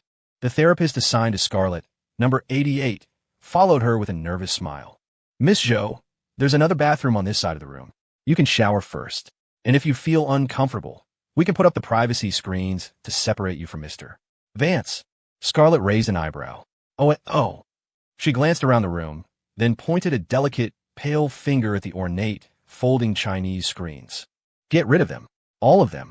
Number 88 shot a panicked look at her colleague. Both of them were at a complete loss. Steeling herself, Number 88 spoke in a weak voice. Miss Zhou, I'm not sure that's within the rules. Their position was clear. In this room, Asher called the shots. They would wait for him to come out. A cryptic smile played on Scarlett's lips. Is seducing an engaged man within the rules? The expressions on the therapist's faces were priceless. If they said no, they were admitting guilt. If they said yes, they were digging their graves even deeper. Before I got here, he was in charge. Now that I'm here, I am, Scarlett added, her voice firm. Don't worry about him blaming you. I'll take full responsibility. Defeated, the two women had no choice but to comply. A short while later, Asher emerged from the bathroom in a robe, feeling refreshed and relaxed. He looked around. Something important was missing. Where are the screens? The two therapists looked pained. Just then, the door to the other bathroom opened. I had to move them out, Scarlett announced. She was wearing a loose, white robe, her porcelain skin an open invitation to sin. You're insane. I gave you an out, and you didn't take it. God, I'm getting dizzy. Asher averted his eyes, his heart pounding a frantic rhythm. He forced himself to walk calmly to one of the massage tables. A triumphant curve graced Scarlett's lips as she glided over to the table right next to his. Asher stared, bewildered, and pointed to the far side of the room. There's another table over there. I prefer this one, Scarlett said, shutting down the conversation. Her figure is simply too explosive. Asher didn't want to play the saint, but he didn't want to be a beast either. You can have the spot. He decided to retreat. Discretion was the better part of valor. He could practically hear Scarlett reading his mind. The reason I chose this spot, she said, her voice smooth as silk, is because I wanted to discuss some work matters with you. Seeing the complete lack of interest on his face, she added, and talk strategy about how to win over Serafina Hayes. Asher froze mid-step. Are you kidding me, she-devil? You want to play games? Fine, I'll play. He turned back, shrugging off his robe as he walked, a look of intense interest plastered on his face. I'm all ears. The two therapists stared, dumbfounded. A model couple? The wife teaching the husband how to woo his mistress? What kind of bizarre soap opera had they stumbled into? Their entire worldview was crumbling. A woman's body could attract a man, but the reverse was also true. Asher's chiseled 8-pack abs and perfectly proportioned, powerful physique were enough to drive any woman wild. The sheer visual impact was stunning. Scarlett's breathing quickened slightly. Her beautiful eyes looked like they wanted to glue themselves to his abs. She made no effort to hide her aggressive, hungry gaze. Asher was taken aback, but he considered a draw. They were hurting each other equally. Scarlett's devilish figure was its own brand of lethal, intoxicating liquor. All in all, he wasn't losing this exchange. A while later, they were both lying face down on their tables, only about 3 feet apart. The conversation had drifted from Serafina to other things. The main plot points were secure. That was all that mattered. As for the minor details, to hell with them. He certainly didn't remember any scene in the original story where he brought his fiancée for a couple's massage. This was a new, strange kind of friendship born from mutual deviance. The therapist, despite her fear of Scarlett, was a true professional. She applied just the right amount of pressure, kneading the tension from Scarlett's muscles until the room was filled with the she-devil's soft, soul-stirring moans of pleasure. The past few days had truly exhausted her. Asher, do you prefer boys or girls? Scarlett's voice was lazy and drowsy, almost powerless. Perhaps he had let his guard down after talking with her for so long. I like both, but I think I lean more toward girls. Is that so? Scarlett murmured, her eyes half closed, her breathing evening out. The topic had veered wildly off course. Asher realized it and tried to steer the conversation back. Let's talk about something else. Silence. He didn't hear a response. Confused, he turned his head. The therapist next to him whispered, Mr. Vance, Miss Zhou has fallen asleep. Asleep? He glanced over at Scarlett, who had drifted off at some point. When she was quiet, the she-devil possessed a unique, indescribable beauty. The domineering aura of a superior was gone, replaced by a simple, elegant grace. Asher sat up, his movements gentle, careful not to make sound. Go get a blanket for her. Number 88 nodded and quickly returned with a light comforter, draping it over Scarlett. Asher yawned and slid off the table. He couldn't stay here any longer. Time to go home and eat. Asher, don't go. The movement of the blanket had startled Scarlett awake. She looked like a frightened rabbit, struggling to open her bloodshot eyes. Her voice was weak, laced with a hint of panic, as she shot out a hand and grabbed his, clutching it tightly. Now Asher was completely baffled. Was she faking it? After a brief internal struggle, he decided to stay. He dismissed the therapists. "Scarlett, I'm warning you, don't start anything. I'm not leaving, but you have to let go of my hand," he said, his voice laced with resignation. Scarlett's eyes were already closed again, a faint smile on her lips. She didn't respond, no matter what he said. He tried to pry her fingers off, but she only gripped tighter. This was killing him. He was stuck, standing there like an idiot. He couldn't play on his phone, he couldn't leave. It was incredibly awkward. Her exhaustion was contagious. Asher yawned again and made another attempt to free his hand. Scarlett held fast. He couldn't take it anymore. He slumped to the wooden floor, leaning his back against the massage table, and decided to just take a nap.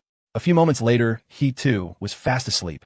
At a private hospital in New York City, in a high-end suite on the inpatient ward, a roar of pure rage echoed through the halls. "Asher Vance, the first thing I do when I get out of here is fucking kill you." The bathroom door swung open, and Leo Flynn limped out, his face pale and drawn. Ever since that night at the Midnight Lounge, when he'd drunk from Serafina Hayes' glass, he'd been severely constipated. Today, he'd finally figured out why. Asher had set a trap. He had been the unwitting victim all along. The entire scenario had been engineered by Asher to make him drink that specific glass. The devious bastard. What kind of sick, twisted mind comes up with a plan like that? And judging by Serafina's reaction that night, she must have been in on it.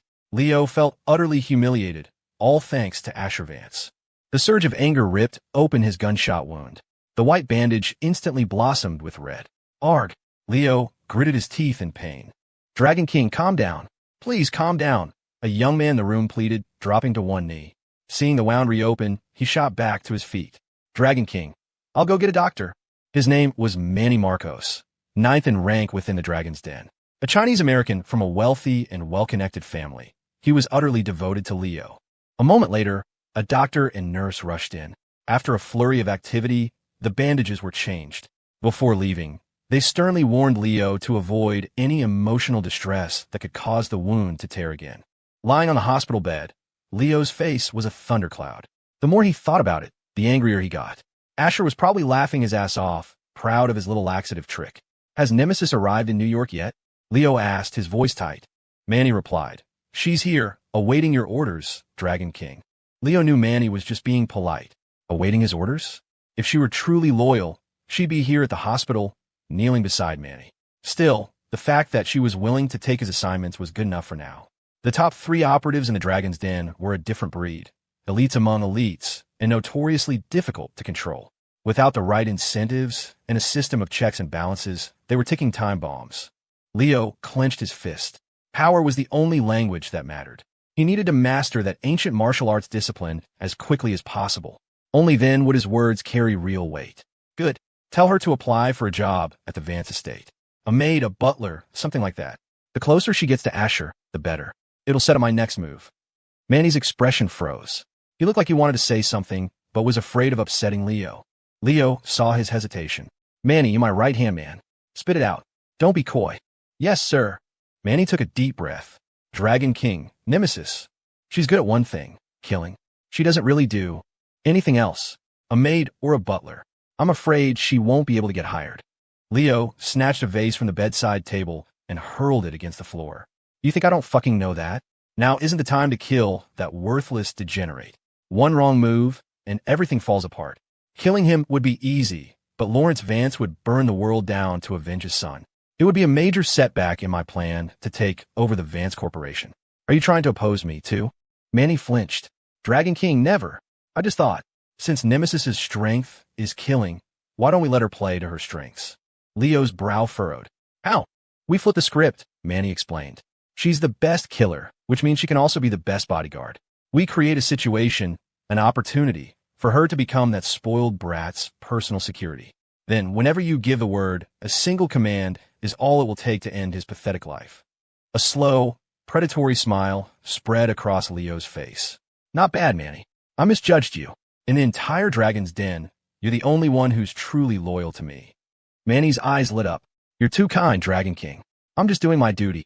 For some reason, he found Leo's smile incredibly masculine. That's how a real man should smile, he thought. He'd tried to imitate it in the mirror countless times, but could never get it right.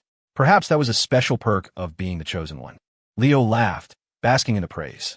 If only the other two top operatives were as loyal as Manny. His plan to seize the Vance Empire would be that much closer to completion. Seeing the Dragon King laugh, Manny's mood lifted as well. But the next second, joy turned to agony. The freshly changed white bandage bloomed red once again. Doctor, nurse. A short while later, Leo lay back, his face several shades paler. Manny, go tell Nemesis to make her move within the next few days. Yes, Dragon King, Manny said, practically fleeing the room. If Leo had another emotional outburst and his wound tore open again, he had a feeling the blame would land squarely on his shoulders. He wanted no part of that. Night fell. Back at the wellness center, Asher, deep in sleep, felt a tickle on his nose. He swatted at it. It stopped, then started again a moment later. He groggily opened his eyes, his brain still booting up. His vision swam into focus on a woman, so beautiful she seemed unreal. She was holding a strand of her hair, and when she saw he was awake, her expression mirrored his own. Pure, unadulterated confusion. Except Asher's confusion was mixed with a dawning realization. He'd found the culprit behind his itchy nose. Well, I'll be damned. It was her hair. One generation digs a pit, the next one falls in it. He decided to strike first and seize control of the narrative. Scarlet, what do you think you're doing? The words left his mouth, and then he froze. Wait a minute. Wasn't I sleeping on the floor? A guy really has to protect himself when he's out and about. Faced with the she-devil's mischievous smile, Asher's stomach dropped. He'd seen this look before. A faint scent of her body wash hung in the air. Her flawless face was flushed a delicate pink, as smooth and perfect as a freshly peeled egg. Did I climb up here myself? But did you put me here? Asher asked, taking a deep breath. If it was his fault, he'd own it. If not, he was out of there. Scarlet bit her lip, giving a non-committal reply. Does it matter? Doesn't it? He shot back. She knew exactly what he was thinking. Does it? Is there even a point to this game? I should have never brought you to my happy place. The she-devil's eyes had a magnetic quality. Stare too long, and you'd get pulled in. Better to rip the Band-Aid off quickly. He decided to make a run for it. Just as he started to get up, Scarlet's pale hand shot out and grabbed his. He was completely unprepared. He never imagined she would be so bold as to pull him back down. The position they landed in was awkward. Asher was propped up on his hands, hovering directly over her, face to face. His mind was racing. How she dare? Then again, is there anything the she-devil doesn't dare to do? Woman, you're playing with fire, Asher managed to choke out, the classic line of a cornered villain. The subtext was clear. If you get burned, it's on you. I'm not responsible. The nap had clearly revived Scarlet. Seeing Asher's flustered, deer-in-the-headlights expression, she could no longer control herself. Her slender arms wrapped around his neck, and with a firm tug, she pulled him down. Their lips met with a jolt. The sensation was soft, like jelly. Asher's mind went blank. Whatever. I'm going to be here sooner or later anyway. You might as well have your way with me. No, screw that. I've gone soft. This isn't you, Asher. 15 minutes later. Damn it, she-devil, you're pushing it. You think you could just touch my abs whenever you want? Fine, I'm touching back. Let's see you try to stop me. Hiss. Okay, you win. I'm done. Asher sensed that if this went any further, things would get serious. But this time, Scarlet wasn't about to let him go. They wrestled playfully for another long moment. Finally, he broke free from her grasp, liberated at last. Ahem. Don't push your luck. You really think I won't do something to you? Asher found a spot to sit down, a fire burning in his gut. Standing was too awkward. Sitting was the only way to hide his. But I think I'm in. Or so he thought. Scarlet looked at him, her tone a provocative, sultry whisper. Bring it on. Don't just talk the talk. Hiss. Asher's eyelid twitched. He shouldn't have engaged. Every word he spoke to the she-devil was just digging his own grave. The air in the room was thick with tension. He couldn't take it anymore. He stood up with some difficulty, planning to find a shower and douse himself in cold water to calm down. According to the script, he would eventually sleep with her. And while it didn't matter if it was sooner or later, Asher still hoped it would be after they were married, when it was official. That way, he could give her a proper start to their life together. He remembered from his past life that her one hard rule was that they had to be married first. Her ultimatum had been, kill him, kill herself, or get married. She had chosen the third option, enabled by the pre-existing marriage contract between the Vance and Joe families. As he was gathering his clothes, he noticed Scarlet behind him, frozen in place. Too far. He had touched her all over, and yet there was so much about him she didn't know. You seem uncomfortable. Scarlet's voice was suddenly soft. I wonder whose fault that is, he said grumpily. He had no idea what she was planning, but he knew he had to leave. Let me help you. Scarlett's face turned scarlet. Seeing the shocked look in his eyes, she bristled, knowing what he was thinking. Oh, she shot him a harsh glare. There's more than one way to help. You know, aren't we fiancés? Asher wavered. Fiancé. That was a good point, but it wasn't entirely convincing. Seeing him hesitate, Scarlett bit her lip and went straight for the jugular. Is there something wrong with you physically that you don't want people to know about? Oh, you not just say that. This will not stand. Asher's temper flared. An hour later, they emerged from the room, both of them blushing. Do all guys like legs that much? Scarlett asked suddenly. Asher rubbed his nose, embarrassed. You can't generalize.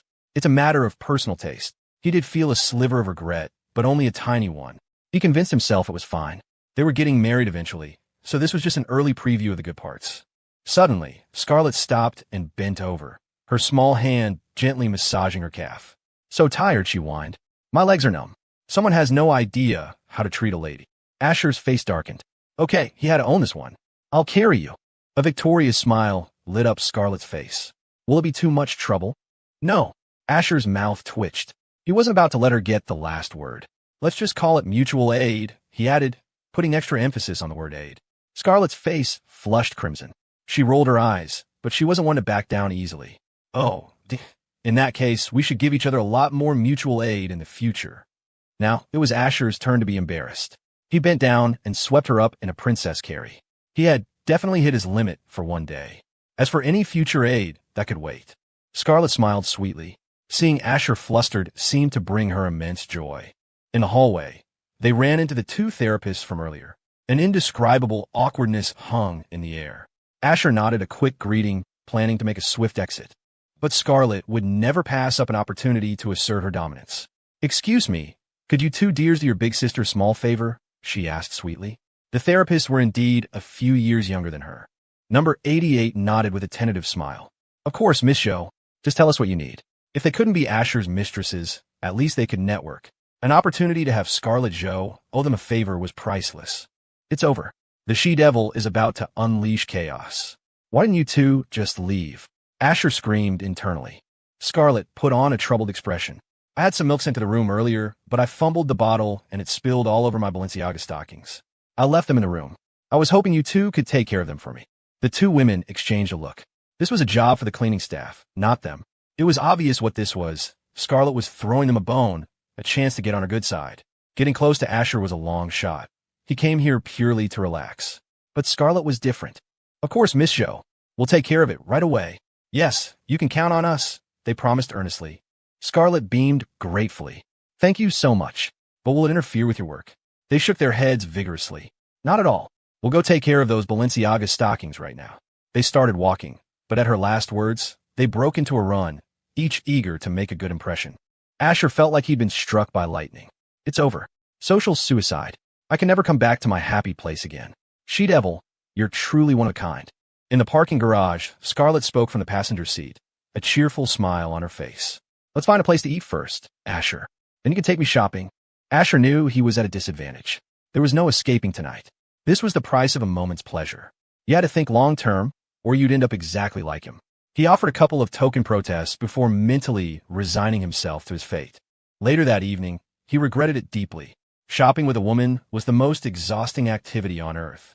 Most women browsed without buying, or maybe picked up an item or two. Scarlett was the exact opposite. She bought over a dozen outfits from various luxury brands, followed by stockings in every imaginable color. She grabbed 5 pairs of the black ones alone. The whole spectacle left Asher bewildered. Had the Jo family gone bankrupt? Why was she buying so many clothes? Didn't she know there was always tomorrow? It wasn't the money. $100,000 was pocket change to him. It was the sheer physical labor of carrying everything. His arms were laden with bags of all sizes. The Ferrari's lack of storage space was a real problem. He ended up having to call for a company car just to haul the loot. Mr. Vance, where should I take all this? The young driver asked respectfully. Asher replied without thinking, the Riverside Manor. It was the name of Scarlett's villa. The driver nodded. Just then, Scarlett cut in. Wait, take everything to the Phoenix Apartments, Unit 12, Apartment 1204. The driver looked at Asher, confused. Asher paused for a second, then said, do what she says. The driver gave them a respectful nod and drove off toward the Phoenix apartments. Asher and the she-devil settled into the Ferrari. The more he thought about it, the stranger it seemed. He knew the Phoenix apartments. It was a bit far from the city center. He couldn't understand why Scarlett would give up her villa to live in a more remote apartment complex. Could the she-devil really be broke? On the road, his curiosity got the better of him. Did you go bankrupt or something? Why leave a villa downtown to live so far away? The moment the words were out, he realized how stupid they sounded. Anyone could go bankrupt, but not Scarlett Jo. The future queen of commerce was far too shrewd. Give her $1 million, and in a year, she'd turn it into $100 million. A genius like that doesn't just go broke. But in a way, she was pretty close to it right now. For the past few weeks, she had been either cooking for herself or ordering cheap takeout. Immersed in her work, she mostly relied on delivery, eating takeout for nearly every meal. A normal person might not think anything of it, but going from luxury to frugality was a difficult transition. Scarlett had been born with a silver spoon in her mouth. For any of the great families, the idea of a Jo heiress eating takeout was preposterous. Yet, that's exactly what she'd been doing. Scarlett gave a self-deprecating smile. Her almond eyes twinkled as she looked at him, shrugging playfully. I did. I'm officially broke. Are you going to support me? Asher assumed she was joking. I'll pass. The Vance family is a humble temple. We can't afford to house a goddess like you. Scarlett giggled. My daily expenses aren't that high. I'm not picky about food. Simple meals are fine. As long as I'm full, I'm happy. The she-devil standards are that low? Just like me. Is this for real? Asher was skeptical. The books described her as adaptable, able to endure what others could not. In ancient times, she would have been an Empress Wu Zetian. Thinking back to his previous life, he hadn't had much time with her after their wedding. He had been so focused on fast-forwarding the plot that he'd met his end before they'd even been together for half a month. Life had been a whirlwind of sorting out his affairs, ensuring Lawrence and Eleanor would be taken care of after he was gone. Asher, I'm serious, Scarlett said, her tone shifting. What if I really did go broke? Asher paused. After a long moment, he said, I'd steal catalytic converters to support you. I'd buy stocks to support you. But with the black hole of the main female lead still looming, he couldn't say what he really felt. He had to fill that hole first. Only after they were married, much later in the story, could he afford to be honest. And even then, only partially, because by that point, he would be saying goodbye to this world all over again. The original novel, his past life, the present, to hell with all of them. You always want what you can't have, and take for granted what you do. The greatest loneliness in the world wasn't being invincible. It was love, but as long as his will was strong, none of it mattered. The quiet atmosphere was broken by a peal of delightful laughter. Scarlett had gotten the answer she wanted. All her sacrifices had been worth it. Asher, you don't actually think I'd go steal catalytic converters for you, do you? Sure, why not? Just try not to get caught. I'll be your lookout. A husband and wife team. Who said anything about marrying you? We haven't even set a date. Ahem. Aren't you afraid of me keeping? Serafina Hayes on the side. I told you, I don't care how many you keep. Do you need me to sponsor your affair with her? And you call this being broke? Scarlett gave the idiot a look and shrugged her shoulders. That's right. Broke, penniless, weak, and helpless. She paused, her voice dripping with a fatal charm. Why don't you just take me home with you? Downstairs at the Phoenix apartments. This is as far as I go, Asher said. Scarlett looked at him and smiled. Won't you come up for a bit? Asher rubbed his nose. It's late. Maybe next time. She shot him a playful look. Afraid I'll eat you alive? Her heart began to beat a little faster as she remembered the things that had made her blush earlier. Eat me how? Asher decided it was best not to take the bait. Silence was golden. Silence was salvation. Give the she-devil an inch, and she'd create a universe of possibilities. That was a gamble he wasn't willing to take. Scarlett giggled, deciding not to tease the flustered Asher any further. She got out of the car. He needed time to process things, and so did she. It was best to give each other some space. Besides, Scarlett was confident that no other vixen could compete with her handiwork. She could give them a handicap of both hands and still win easily. It was the kind of confidence that came from knowing you were beautiful. If she didn't have that, she might as well just hand Asher over. Phew. Watching the she-devil walk away, Asher let out a sigh of relief and drove off. The next day, around noon, Asher was holed up in his room, playing video games. He hadn't set foot outside. Normally, he'd be at the office, happily slacking off. But not these last few days. He was afraid the she-devil might launch a surprise attack on his office. While it was usually just him and his secretary, Jasmine, if Scarlett happened to show up at an inopportune moment, there would be fireworks. And he definitely didn't want fireworks. BZZ, his phone vibrated on the desk. He picked it up curiously. It was a call from Riley's song. A sweet, soft voice came through the speaker. Ash, I'm in New York. The name jogged his memory. He abandoned his game, ignoring the barrage of messages from his teammates demanding to know why he'd gone AFK. Which station are you at? I'll come pick you up. Riley. Ash, I actually got here yesterday. Asher. What? Yesterday? Why didn't you tell me sooner? Riley. Sorry about that. I wanted to get my enrollment sorted out and find a place to stay first. That way I could relax and have fun without worry. Asher. You were worried about housing? You should have just told me. Facepalm emoji. My family's company owns countless hotels. You could stay wherever you want. Silly girl. It's not like I'm short on cash. Riley. Oh, underline. Haha. There you go again, Ash. Next you're going to tell me you're Asher Vance, the heir to the Vance Corporation. Asher had never told Riley his true identity. He'd only mentioned that his family ran a few decent companies. For one, he didn't see the point. And two, even if he did tell her, it was unlikely she'd believe him or even grasp the scale of the Vance Corporation. For years, Riley's entire world had been her studies. She rarely went online unless it was for research or to play games and chat with him. She was completely oblivious to celebrity gossip and news. If you asked her who the biggest star in the country was, she couldn't name more than a couple. Their relationship was like that of online friends who had never met. Asher shook his head with a smile. She still doesn't believe me. I wonder what her expression will be when she sees me. Asher, you're on campus now, right? At our alma mater? Riley, yes. Riley, wait. Alma mater? Ash, are we alumni? Asher. He, carrot, call me upperclassman. I'll explain when I see you. Talk soon. Hey. Oh. He, see you soon, Ash. Drive safe. Humming a tune, Asher went to the garage. To avoid scaring Riley, he chose a relatively low-key sports car, one that only cost a couple of $1 million. But even if he wanted to be discreet, his license plate wouldn't allow it. All his plates were easily recognizable, a string of 6S, 8s, or 7S. They were easy to get, as long as you were willing to pay. In his past life, this was the point where his conflict with the protagonist, Leo Flynn, had escalated into open warfare. He'd been so bogged down with problems that he never got the chance to meet Riley. In the end, they never even saw each other once. He wouldn't call it a regret, exactly. Sponsoring Riley's education had been a spur-of-the-moment decision, an act of pure whimsy. He never expected anything in return. At Columbia University, inside a women's dormitory, Riley Song was staring at her phone with a sweet, goofy smile. Her two new roommates saw it. They had also come to New York from out of state, and the three of them had bonded instantly. They'd only known each other for a day, but they found they had plenty to talk about. Sometimes you just click with people. Riley, you're smiling like an idiot. Did you get a boyfriend? One of her roommates, Maddie, asked bluntly. The other, Shannon, leaned in, her interest piqued. Ooh, really? Which lucky bastard has such good taste, snatching up our business school's future campus bell before classes even start? Is he from here or another student? Spill the tea, Riley. Riley's face flushed red as she put her phone away.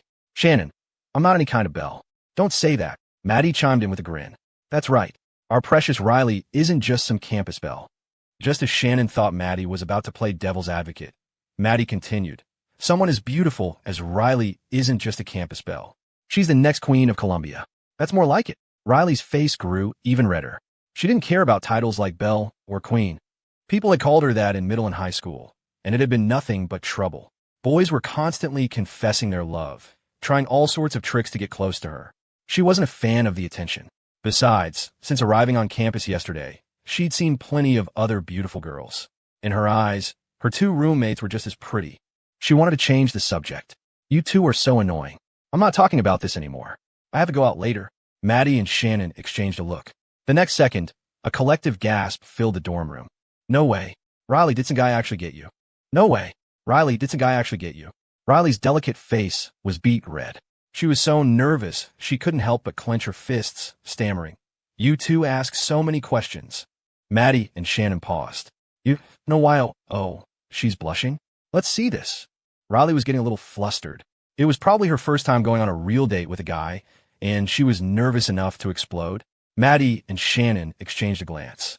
Shannon nodded, walked over to Riley, and gently patted her on the shoulder. Riley, do you need me to help you with your makeup? When a girl meets a guy she likes, she has to look her absolute best. It's essential for making a good first impression. Shannon and Maddie came from middle-class families. They loved playing with makeup and styling themselves. While they weren't professional artists, they could certainly handle a light, flattering look. They had to admit, Riley was stunning without any makeup, but what girl would turn down the chance to be even more beautiful, especially on a date? Riley hesitated for a moment, then nodded like an ostrich burying its head in the sand. Maddie shot Shannon a triumphant, "I told you so look." Heh, women. They say one thing, but their bodies say another. Shannon, "I'll help too," Maddie said, rolling up her sleeves with a smile. "Great. Let's hurry. Grab that makeup kit on the table," Shannon instructed. On it. Even though Riley didn't know much about cosmetics, she could tell from the packaging that the kit was expensive. She panicked. "Shannon, this is too much. I can't use this. What's the big deal?" "It would take me ages to use it all myself," Shannon said, placing her hands on Riley's shoulders to keep her from escaping. Maddie chimed in with a grin. "If you feel bad, you can use mine instead." "Maddie, I'm warning you, don't try to steal my client." Carrot. Shannon shot her a glare and began expertly sorting through her tools. Maddie just shrugged and stood by to assist. As they worked on Riley's makeup, both Shannon and Maddie were reeling internally. As fellow women, why is there such a huge difference? A simple shaping of the eyebrows, a light dusting of foundation, and Riley's beauty was instantly elevated to a whole new level. But something was still missing. Finally, Shannon made a bold decision. She took out her prized, unopened Dior lipstick, one she hadn't even brought herself to use yet, and offered it to Riley. Of course, Riley refused, but with some gentle coaxing and a bit of playful deception from Shannon and Maddie, she finally gave in. The two of them had their own selfish motives for this, of course. A little while later, a goddess stared back from the mirror. It was a beauty entirely different from Seraphina's icy elegance, Scarlett's fiery allure, or Chloe's dark charm. It was a beauty that radiated youthful vitality. As the makeup artists, Shannon and Maddie were stunned. They had expected her to look good, but the real-life visual impact was staggering. "Oh my God. Beautiful. You know it. It's a good thing my skills are top-notch. Otherwise, you wouldn't be seeing this supreme campus goddess. What do you think, Maddie? Aren't I amazing?" Shannon shamelessly took all the credit. Maddie scoffed. "Shannon, have some shame, will you? It's obviously because our Riley is naturally gorgeous. What does it have to do with you?" Shannon's eye twitched. "So I get no credit at all?" Seeing that a fight was about to break out, Riley quickly intervened, playing the peacemaker. After a few minutes, she finally managed to calm him down. Her own cheeks were flushed, her face so dewy it looked like you could squeeze water from it. She was ready to go. Seeing her about to leave, Shannon suddenly spoke up. "Riley, do you mind if we come with you? I need to buy some daily necessities." Maddie rolled her eyes. "Don't listen to her. She just wants to see what your boyfriend looks like. You have to guard against fire, thieves, and best friends. Be careful, Riley." Shannon's mouth twitched. "Maddie, aren't you curious too?" Maddie nodded. "Of course I am." "Then why are you sabotaging me?" Shannon was exasperated. Maddie grinned. "You stay here. I'll go with Riley." "Ah, you witch, I'm going to strangle you." Shannon lunged playfully at her. Riley could see right through their terrible acting. She sighed. All right. If you want to see what my boyfriend looks like, you can both come with me." She was in their debt now, having used their expensive makeup. Riley accepted her fate. Besides, she had never seen what Ash looked like either. Meeting an online friend for the first time was nerve-wracking. Having two friends along might actually be a good thing. Their mission accomplished, Shannon and Maddie exchanged a triumphant smile. The three of them grabbed their bags and headed out. Outside the main gates of Columbia University, cars streamed by and students milled about. The three girls quickly drew a lot of attention. To be precise, Riley, standing between Shannon and Maddie, drew all the attention. Whoa, a new face. This year's freshman class is something else. Looks like the campus queen title has already been claimed. Damn, her legs are so pale they're practically glowing. I'm in love. I hope she's in the art department. Get out of here. I've already seen a few beauties in the art department. Why should you guys get all the good ones? She has that perfect first love face. Looks like applying to Columbia was the best decision of my life. Be my girlfriend. Be my girlfriend. Be my girlfriend. Please, God, just this once. Human nature is what it is. Good grades are one thing, but no one is a saint. An absolute beauty will always turn heads. It's easy to be dismissive of what you can't have, but when a true goddess appears before your eyes, everyone succumbs. If you could look twice, you definitely would. Riley was a perfect example. While Shannon and Maddie were attractive, being stared at by so many people, including handsome upperclassmen and hot guys from their own year, was a new experience. This was their moment in the spotlight, and they were basking in Riley's reflected glory. "Riley, what kind of car do you think your boyfriend will drive to pick you up?" Maddie asked curiously. Shannon blinked, equally curious. I don't know, Riley replied with a wry smile. This was their first time meeting in person. Honestly, she had no idea what kind of car Ash would be driving. Shannon frowned. No way. It's going to be so awkward for you if he rolls up on a city bike. If it's Ash, I wouldn't care if he came on a city bike, Riley said firmly.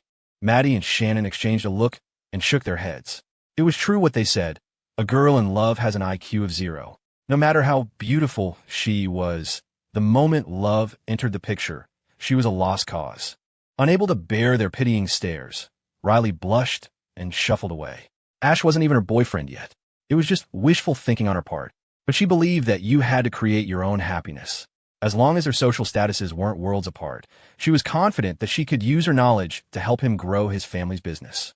Just then, a deep, captivating roar, the kind only a supercar could produce, cut through the air. A stunning blue convertible Lamborghini Aventador pulled up in front of them. Behind the wheel sat a handsome young man. The surrounding students erupted in gasps. Holy crap, a whale. That's the new Lamborghini Aventador. That's like over 600 grand. Dude, think bigger. 600 grand is the base model price. If I'm not mistaken, that's the top tier version. With all the options and fees, you're looking at $1 million bucks, easy. $1 million. How many years would I have to work at a big firm to earn that much? Don't complain. Some people are born in the penthouse. We were born in the basement. You can't be jealous of that. It wasn't like there were no sports cars in the Columbia parking lot. Plenty of rich students and even some professors drove them. But a car worth over $1 million was a rare sight, even in a city like New York. The three girls stared for a moment, mesmerized. Then, Maddie and Shannon started jumping up and down with excitement, grabbing a stunned Riley. Riley, did you hear that? Your boyfriend's car is worth $1 million. We've hit the jackpot. I have a rich roommate. Our weekend Frappuccino budget is secure. $1 million. How many zeros is that? 1, 2. So many zeros. Oh my God. Compared to her ecstatic friends, Riley just looked dazed. That's right, dazed. If Ash had shown up in a car worth 1 or 200,000, she would have been fine. She would have been prepared to work even harder to become his indispensable partner in business, to slowly close the gap between them. But a car worth $1 million, just for a casual drive? The blow was devastating. It felt like her dream had just shattered. This was starting on impossible difficulty. The young man seemed to be enjoying the envious stares and sour comments from the crowd. He looked at Riley, his face radiating confidence. Hey, you must be a freshman, interested in getting to know each other. Few girls in the world could refuse a ride in a top-of-the-line supercar. The old saying was true. It's better to cry in a sports car than to laugh on a bicycle. With his looks and his wealth, the young man was absolutely certain of his success. In an instant, all three girls wore the same baffled expression, especially Maddie and Shannon. What the hell? We thought this was Riley's boyfriend. All that excitement for nothing. The embarrassment was crushing. This was social suicide. No way. Yeah, Riley, this isn't your boyfriend. My happiness is gone. The two lamented.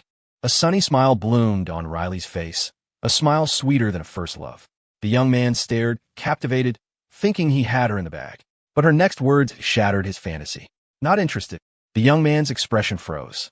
If you're not interested, why are you smiling? What's so damn funny? Someone in the crowd recognized him. Hey, that's Evan Lee, Jr. If it's him, then $1 million car makes sense. A freshman asked, who's Evan Lee? The other student laughed. You must be from out of state. Evan is the future heir of the Lee family. And the Lee family in New York is a big deal, a second-tier powerhouse. Some of the girls in the crowd looked on with envy. Sometimes you didn't have to be born rich. If you were born beautiful enough, you could still make it. Evan coughed awkwardly, undeterred. Not interested now, that's fine. You'll be eventually.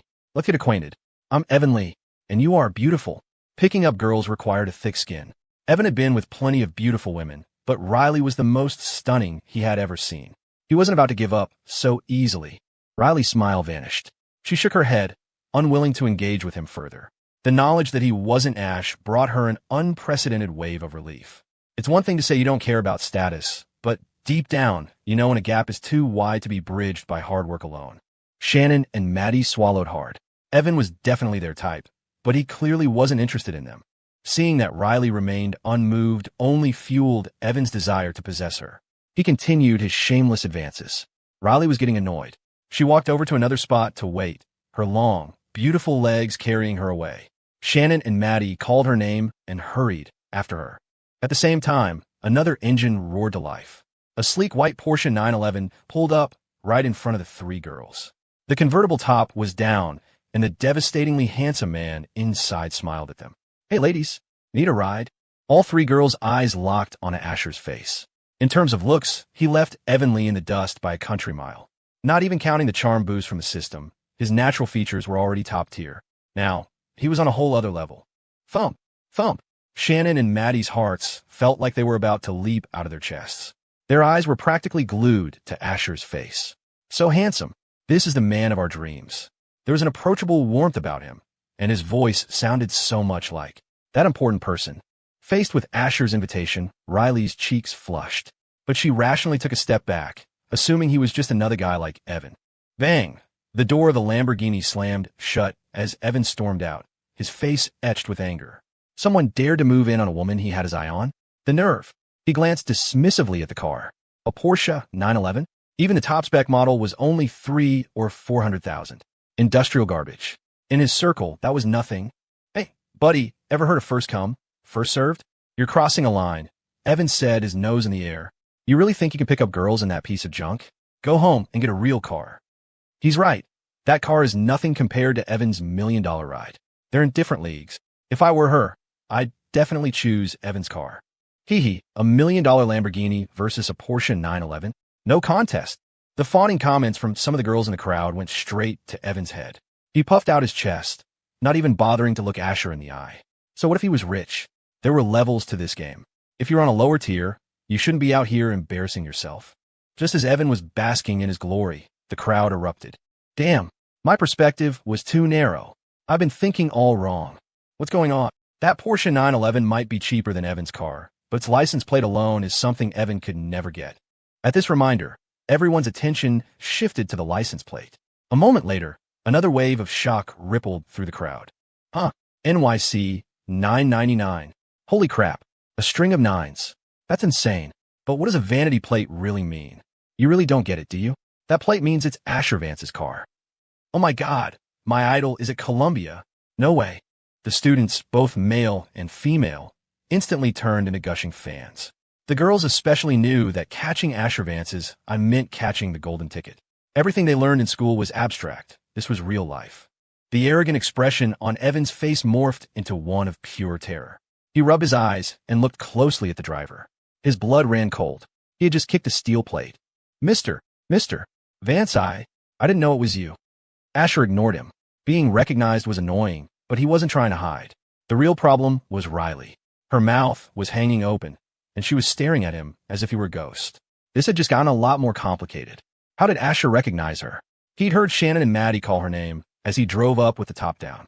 He got out of the car, walked past the terrified Evan, and went straight to Riley. The stunned expressions on the three girls' faces amused him. He decided to tease them a bit. "So, beautiful. Are you sure you don't want that ride?" Riley's large eyes were wide with questions. "Are you really Asher Vance?" she asked, her voice hollow. A feeling of despair washed over her. The gap was too vast. This wasn't a funny joke. Asher didn't notice her change in mood. "Yep, the one and only. The real deal." Maddie and Shannon were ecstatic. Who would have thought their roommate's boyfriend was the national husband himself? That she had managed to land the son of a billionaire through online dating? They needed to learn her secret. "Riley, your boyfriend is here. Don't keep him waiting." "Yeah, go on your date," they urged, pushing her forward, barely containing their own excitement. "Boyfriend?" Asher was completely lost. What boyfriend? When did he get a girlfriend? Why was he, the person involved, the last to know? Riley forced a pained smile. "Maddie, Shannon, Ash isn't my boyfriend. I was lying to you. The higher the hope, the greater the disappointment." If Asher had been from a second-tier family, Riley could have still told herself she could make it work, that she could strive to catch up. But he was the national husband. The blow was too great. The story of the handsome prince and the cinder girl was a fairy tale for children. Real life was far more cruel. Asher finally understood. He played along. It wasn't like he hadn't had a few girlfriends in name only during his school days. What was one more? It was all meaningless anyway. "Don't tell anyone that Riley and I met online," Asher said in a low voice, just for the three of them to hear. Shannon and Maddie's expressions cycled through disappointment, confusion, and finally, joy. They nodded vigorously, promising not to breathe a word. The posts they had been composing for their social media were instantly deleted from their minds. "Ash, Thank you for covering for me, Riley said with a self-deprecating smile, then quickly explained the situation to her roommates in a hushed tone. If one lie had to be covered by another, then the lie about Asher being her online boyfriend was like a Russian nesting doll, with layers upon layers of deception. Asher smiled, respecting her choice. Who didn't have a bit of a competitive streak in their youth? He had been prepared to take a risk and show off a little for her, but she didn't want it. More and more people were gathering, taking pictures with their phones. Riley said goodbye to her roommates and left with Asher. As for Evan Lee, who was still begging for forgiveness, Asher paid him no mind. He didn't understand these rich kids. Sure, he was the villain, but he wasn't a rabid dog, biting everyone he saw. On the road, Riley was silent, lost in thought. This isn't going to work, Asher thought. She has to face reality eventually. He tried to start a conversation. Riley, now that you're in New York, is there anything you want to eat? Riley forced a smile that looked more painful than a grimace. Ash, just take me anywhere. It's fine. Even with her high IQ, she was still just a freshman away from home for the first time. Coming from a poor, single-parent family, she had never learned how to hide her true feelings. Oh, Asher nodded. She just needs time to adjust. Screw adjusting. Damn it, I was careless. What happened to, I don't care no matter what. Was it all just talk? I underestimated the impact of reality. I should have just done what I did in my past life and not met her at all. In the passenger seat, Riley's large, innocent eyes slowly began to shine again. Riley's song felt a strange knot of tension tighten in her stomach. She had to be sure she hadn't imagined it. Looking at Asher, she suddenly spoke, her voice soft and sweet, laced with a hint of a plea. Ash, I'm kind of craving dim sum. Could we? What kind of monster could say no to that? Asher smiled. Of course. You're the star of the show today. Just tell me where you want to go. Finally, the kid's getting with the program, he thought, a wave of satisfaction washing over him. I wasn't worried about you having demands. I was worried about you not having any. He was thrilled. It was infinitely better for Riley to ask for things instead of sitting there in awkward silence. But Asher wasn't the only one who was happy. Riley was ecstatic, fighting the urge to lean over and kiss him right then and there. Just moments ago, she had been drowning in despair, ready to bury her love for him deep in her heart forever. But then, by some miracle, fate had dealt her the ultimate ace. She could hear his thoughts. Riley had no idea how it was possible. But did it even matter? Hearing the thoughts of the man she loved. Didn't that mean she actually had a chance to win him over? Overcome with excitement, a blush crept up her cherubic cheeks, and a sweet, irrepressible smile played on her lips. Asher glanced at the rearview mirror and saw the pure joy radiating from her face. Her happiness was infectious, and he felt his own mood lift. Soon, they were seated in a high-end dim sum restaurant in Soho. Order whatever you want. Don't worry about saving me money, Asher said with a grin. The young woman nodded shyly, her slender fingers tracing the items on the elaborate menu. The sheer number of dishes was overwhelming, making her head spin. Besides, the point of this meal wasn't the food, it was Asher. With a slightly embarrassed look, she pushed the menu back toward him. Ash, why don't you order? Sure thing, he agreed, proceeding to order several of the restaurant's signature dishes and a few delicate snacks. He was about to order more when Riley stopped him, reminding him not to waste food. They could always order more later. Did you get all the daily essentials you need? Anything you're missing? We can hit up a Target later and get you fully stocked, Asher offered with a smile. You really should drag Chloe here to see this. This was how a normal sister was supposed to act. Shy, a little flustered, needing her brother to look out for her. The thought of Chloe, who was always ready to throw a punch, chase him around the house, or pick a fight, made him sigh. There wasn't a single normal sibling dynamic between them. I got everything, Riley stammered, snapping out a daze. Asher had a sister? Did that mean she had a future sister-in-law to win over? If she wanted to become a part of Asher's life, to be his woman, she needed his family to accept her. Riley felt a sense of urgency. She had to start now, and every second counted. It didn't matter that she didn't know everything about him. His thoughts would give her the answers she needed. But what intrigued her most wasn't his family. It was the previous life he'd thought about before. Could something so incredible actually exist? And why couldn't she and Asher have met in that past life? The fact that he was here, talking to her, implied something terrible. The Asher of that past life must have died for some unknown reason. Riley's mind, sharp and analytical, began piecing together the fragments. I have to know what he went through, she thought desperately. But that was a topic she couldn't probe, not even subtly. Any mention of it would surely make him suspicious. Before long, a waiter began delivering an array of delicious dishes to their table. The spread was vast and magnificent. Seeing the girl staring blankly at the food, Asher picked up his chopsticks and chuckled. Don't just look at it. Dig in. He placed a translucent, perfect-looking shrimp dumpling into her bowl. Riley's face flushed again. She picked up her own chopsticks and took a bite. The fresh, savory flavor of the shrimp was perfectly preserved. It's so good, she murmured in appreciation. You have to try one, Ash. On pure instinct, she picked up a dumpling and placed it in his bowl. Good food was only meaningful when shared with the one you loved. Asher froze for a second, completely surprised by her forwardness. Hey Ash, was that too? You know, Riley stammered, mortified. Being near him, hearing his thoughts, it was all so overwhelming that she'd forgotten herself. Girls are supposed to be reserved. If he thought she was some kind of shameless, forward girl, she might as well just jump off a bridge. It's fine, Asher said, laughing it off.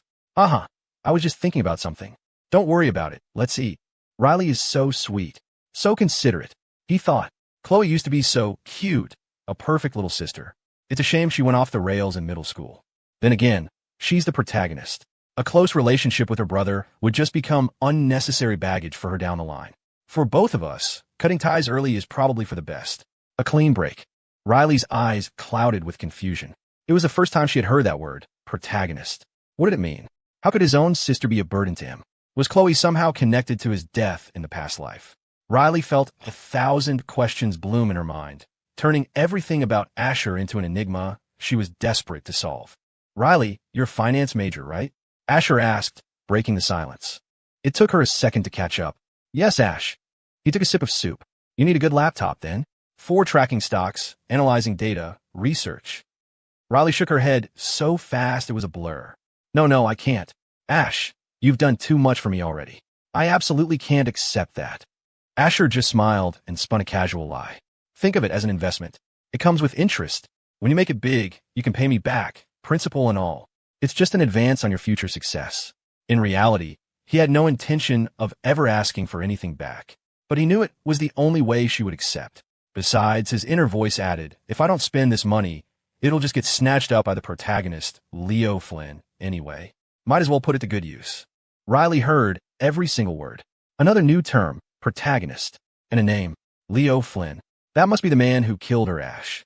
The thought ignited a firestorm of rage within her. That man, Leo Flynn, was unforgivable. He deserved to be drawn and quartered, to die 1,000 deaths. And even that wouldn't be enough to quell the fury burning in her heart. After their meal, under the pretense of just browsing, Asher cajoled Riley into a trip to B&H Photo Video, where he guided her toward the latest high-performance laptops. He thought he had successfully persuaded her, but in truth, Riley had already agreed in her heart.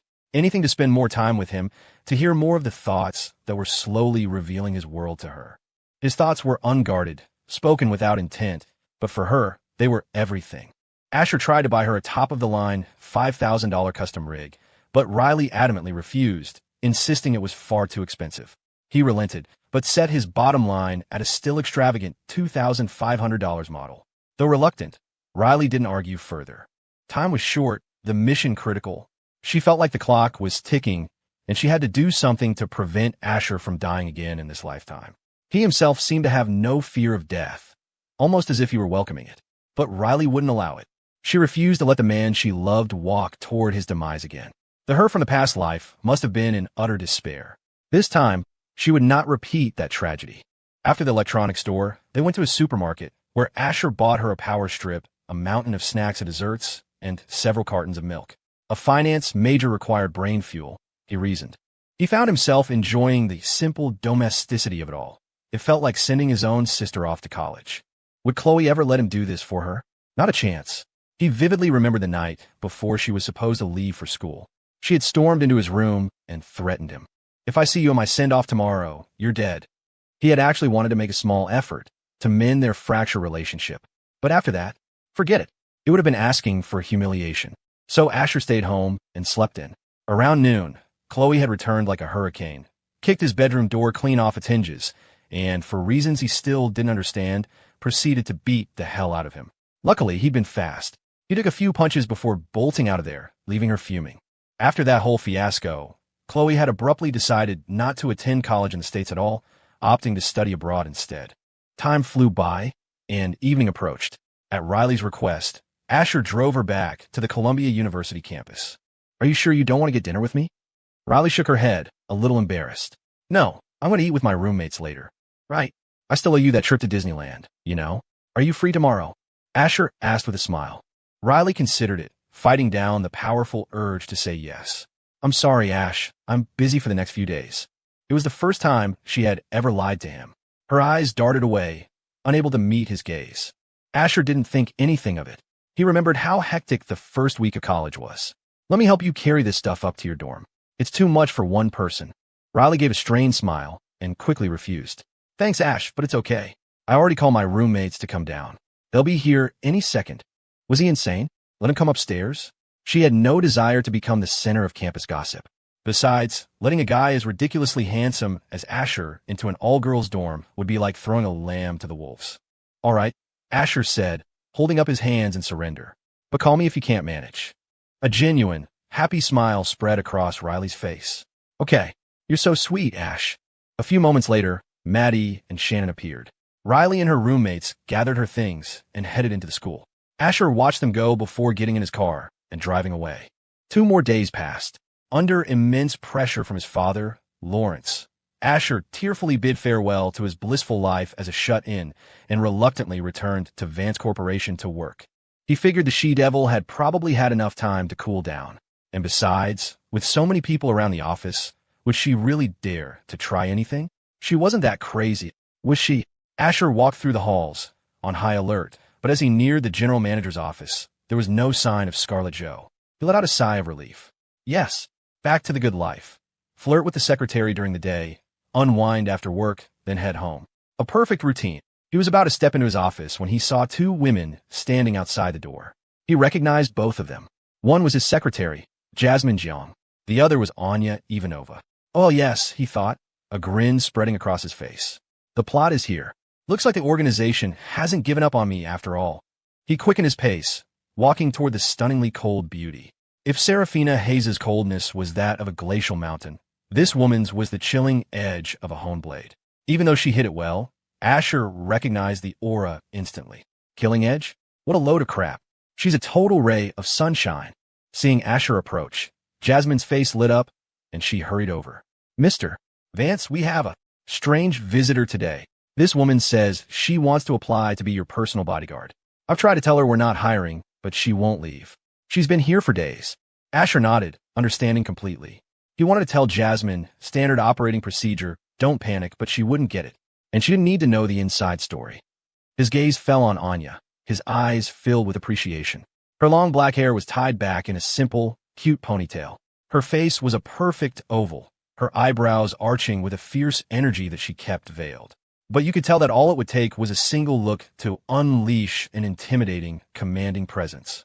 At 5'9", she was tall for a woman, and her powerful, muscular legs only accentuated her height.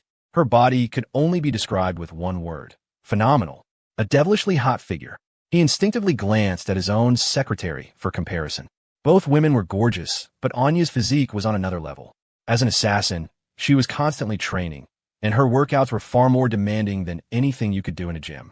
She easily outclassed Jasmine in that department. Asher looked at her, suppressing his excitement. This was how they had met in the last life, too. Not in his office, but outside somewhere. The details didn't matter. The important thing was that she was here. You want to be my bodyguard? Yes. The woman nodded, her voice devoid of any emotion. Damn, the same familiar vibe, he thought. Still so concise, no nonsense. Asher grinned. Well, aren't you just my type? What's your name? She paused for a second before replying. Anya Ivanova. So, do I test her, or just hire her on the spot like last time? Asher hesitated. Just letting her in without some kind of trial run seemed suspicious, especially with Jasmine watching. A little bit of theater was probably in order. Jasmine, do me a favor and go downstairs, he said with a smile. Call my security team up here. Jasmine glanced from Asher to Anya. All of them, sir. Asher thought for a moment.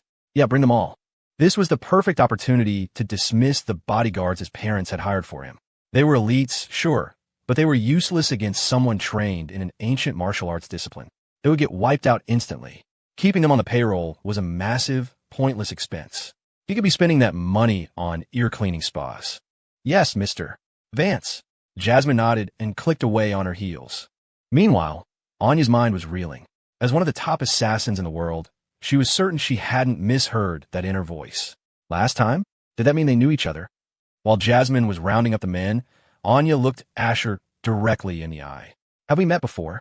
The question caught Asher off guard. His expression froze. Oh, for God's sake, don't you start going crazy too, he thought. We have met, but that was in a past life. I don't think so, Asher said with a natural smile, masking his inner awkwardness. Ms.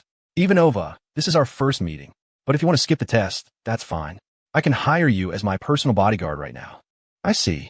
I must have been mistaken, Anya replied, her gaze retracting. Her voice was calm. No, let's do the test. Inside, however, she was just as stunned as Asher. Even for a seasoned killer, the mention of a mystical concept like a past life was shocking, just as it had been for Cassie Lee. Seeing that Anya had dropped the subject, Asher unconsciously rubbed his nose, breathing a silent sigh of relief. Okay, this one isn't completely unhinged. Good to know. The two of them waited in silence, each lost in their own thoughts. Before long, Jasmine returned with 7 tall, broad-shouldered men in black suits. The bodyguards, hearing that someone was trying to take their job, were spoiling for a fight. The pay at Vance Corporation was several times the industry standard for a job that was usually a cakewalk. It was a golden ticket, and they weren't about to let someone steal it. Mr. Vance, you were looking for us, said the lead bodyguard, a man built like a truck. Let's call him Ox. Asher nodded and gave them a brief rundown of the situation, then stepped aside to enjoy the show. Specifically, the show of his own bodyguards getting completely demolished. I got this, Ox, one of the younger guys, Biff, sneered, cracking his knuckles. He looked Anya up and down with contempt. This little thing? She wants to take our jobs? She must have a death wish. Go for it, Ox agreed. Letting one of the junior guys go first was perfect. It gave the rest of them a chance to observe. Their faces were etched with disdain. It wasn't that they were looking down on her, but come on. If a man had challenged them, fine. But a woman? An impossibly beautiful one at that? Was she really here to be a bodyguard? The serious kind, anyway. If she was applying for the other kind of personal services, they'd gladly step aside. But she was here for a fight. The bodyguard, Biff, smirked at her. Listen, lady, fists don't have eyes. You can still back down now. I'd hate to mess up that pretty face of yours. If she'd been ugly, he would have already started swinging. Anya ignored him and looked over at Asher. Do I have to pay for anything I break? Asher grinned. Nope. Anya nodded, her gaze returning to the men. All of you at once. Biff's face turned livid, and the others looked just as insulted. You're asking for it, he roared, channeling his energy, his eyes burning with killing intent. This wasn't a job for just anyone. He threw a punch like a piston, aimed straight for Anya's face. She didn't retreat or dodge. Her hand, which looked delicate and weak, shot out and easily caught his fist. Then came a sickening crack. She had twisted his wrist, snapping the bone. As a pain scream ripped from his throat, he tried to kick her legs. Anya moved at the same time, but her kick was twice as fast. In that instant, Asher heard a sound like an eggshell shattering. A chill ran down his spine. Damn, that's way more intense than that weird ice cream so good trend. A blood-curdling, pig-like squeal echoed through the hallway. It was a sound that would make a grown man weep. She went straight for the kill shot. It wasn't intentional malice. It was just how she fought. The concepts of holding back or leaving things on good terms were foreign to her. Asher figured he might have to teach her that someday. Or maybe not. After all, she was the Dragon's Den's mole, far more dangerous than Cassie Lee. Within minutes, the intense pain caused the bodyguard to black out and collapse. How dare you? Ox's face contorted in fury. He knew what his men were capable of, and this one hadn't even lasted 5 minutes against her. It was absurd. Throwing all pride to the wind, Ox yelled, "Everyone get her!" The 5 remaining bodyguards charged in unison, proving the old adage, if a man has no shame, he's invincible. Ox himself hung back, watching like a coiled viper, waiting for an opening. The moment Anya showed a single weakness, he would strike. In the ensuing chaos, Anya moved like a sleek panther, weaving through the men with effortless grace. Because of her ancient martial arts training, even a simple punch from her carried several times their force. To put it bluntly, it was a one-sided slaughter. One by one, the bodyguards fell. Ox couldn't wait any longer. If he did, there'd be no one left. He charged. Mr. Vance, it's so scary. I'm so nervous. Jasmine squeaked, instinctively pressing herself closer to Asher, her chest heaving with a mix of fear and confusion. 10 minutes ago, she would have never believed Anya was capable of this. But now, The woman she dismissed as a bronze leaguer was clearly a grandmaster. She was single-handedly taking down 7 huge bodyguards without breaking a sweat. Asher wasn't sure if Jasmine was intentionally trying to get close, but he wasn't the type to sweat the details.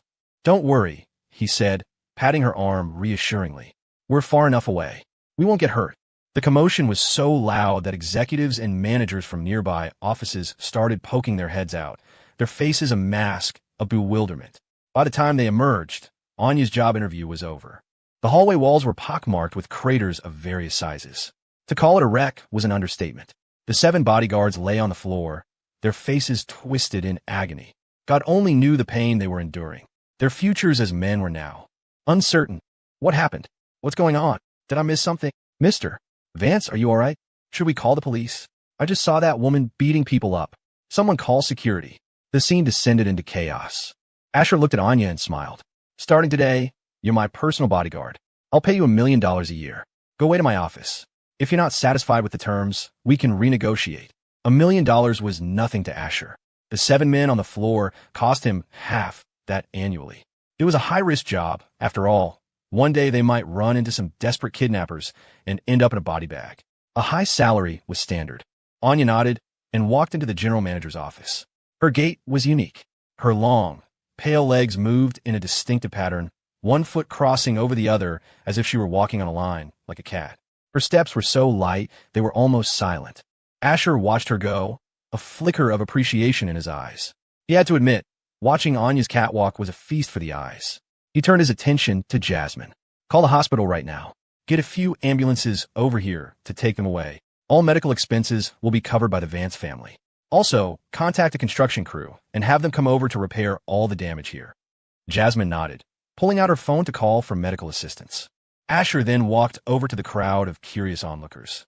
"Everyone, please return to your offices," he said with a calm smile. "Everything is fine here. I was just auditioning a new personal bodyguard, and things got a little loud during her sparring session with the veterans. It's all over now." The crowd exchanged bewildered glances, looking from Asher to the devastated hallway. A little loud? It looked like she'd nearly demolished the entire executive floor. There were a dozen holes punched through the walls.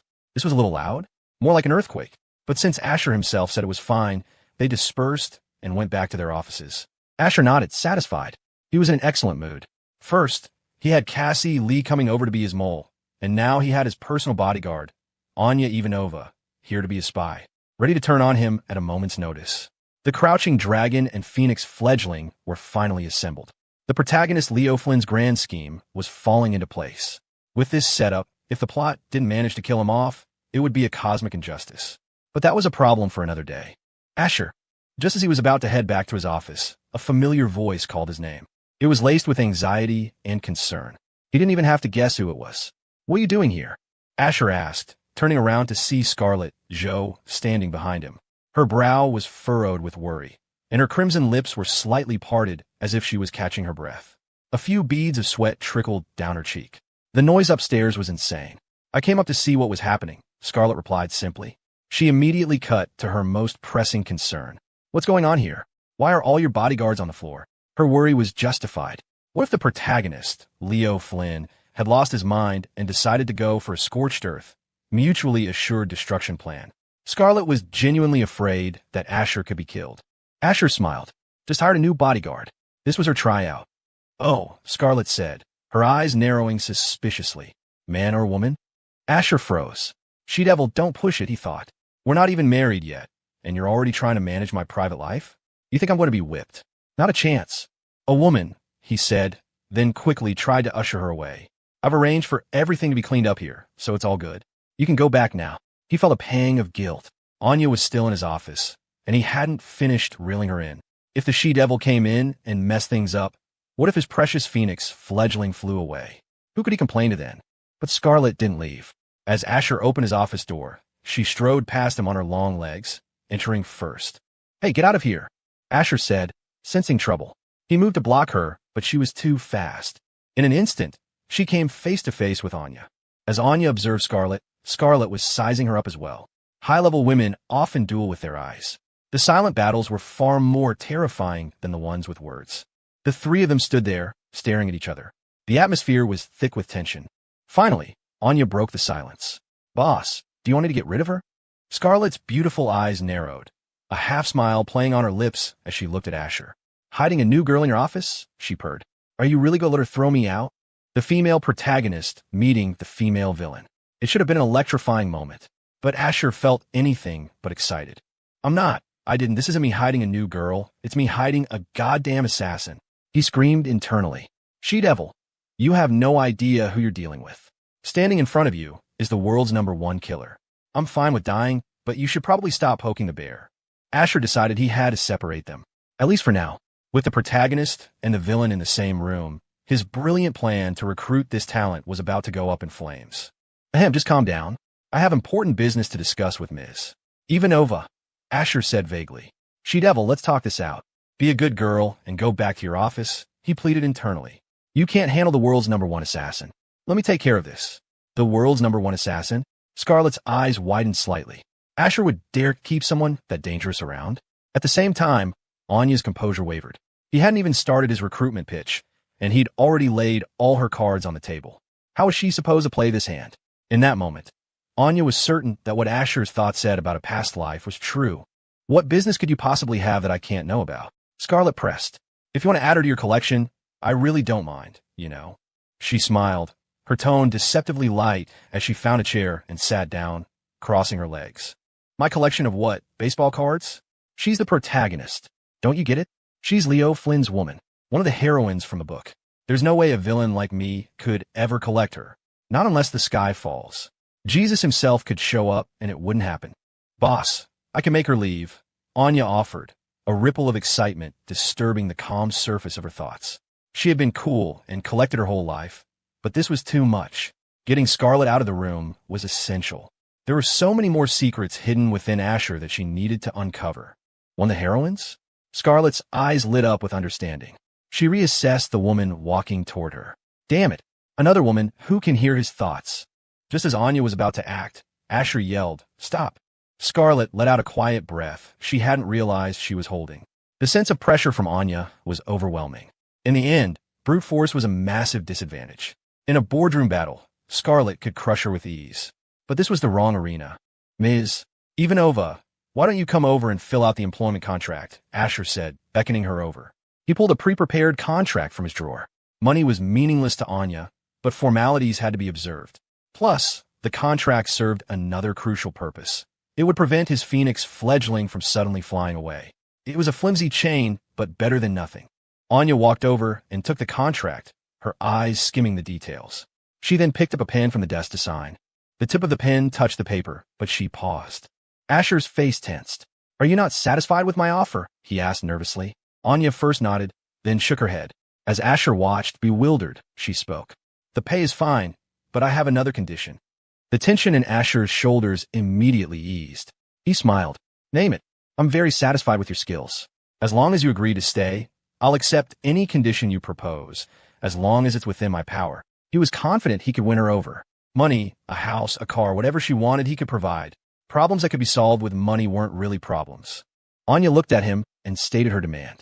Since I'm accepting this job, from this moment on, I will be responsible for you around the clock. 24/7, no blind spots. She added, of course, private matters like showering and using the restroom are your own business. Protection? Or surveillance? He thought. She's a total dragon queen. This means I can take her straight back to the manor. The mysterious murder at the Vance estate. Why did the heir to the Vance Corporation die a tragic death at home? Who was the killer? What was her motive?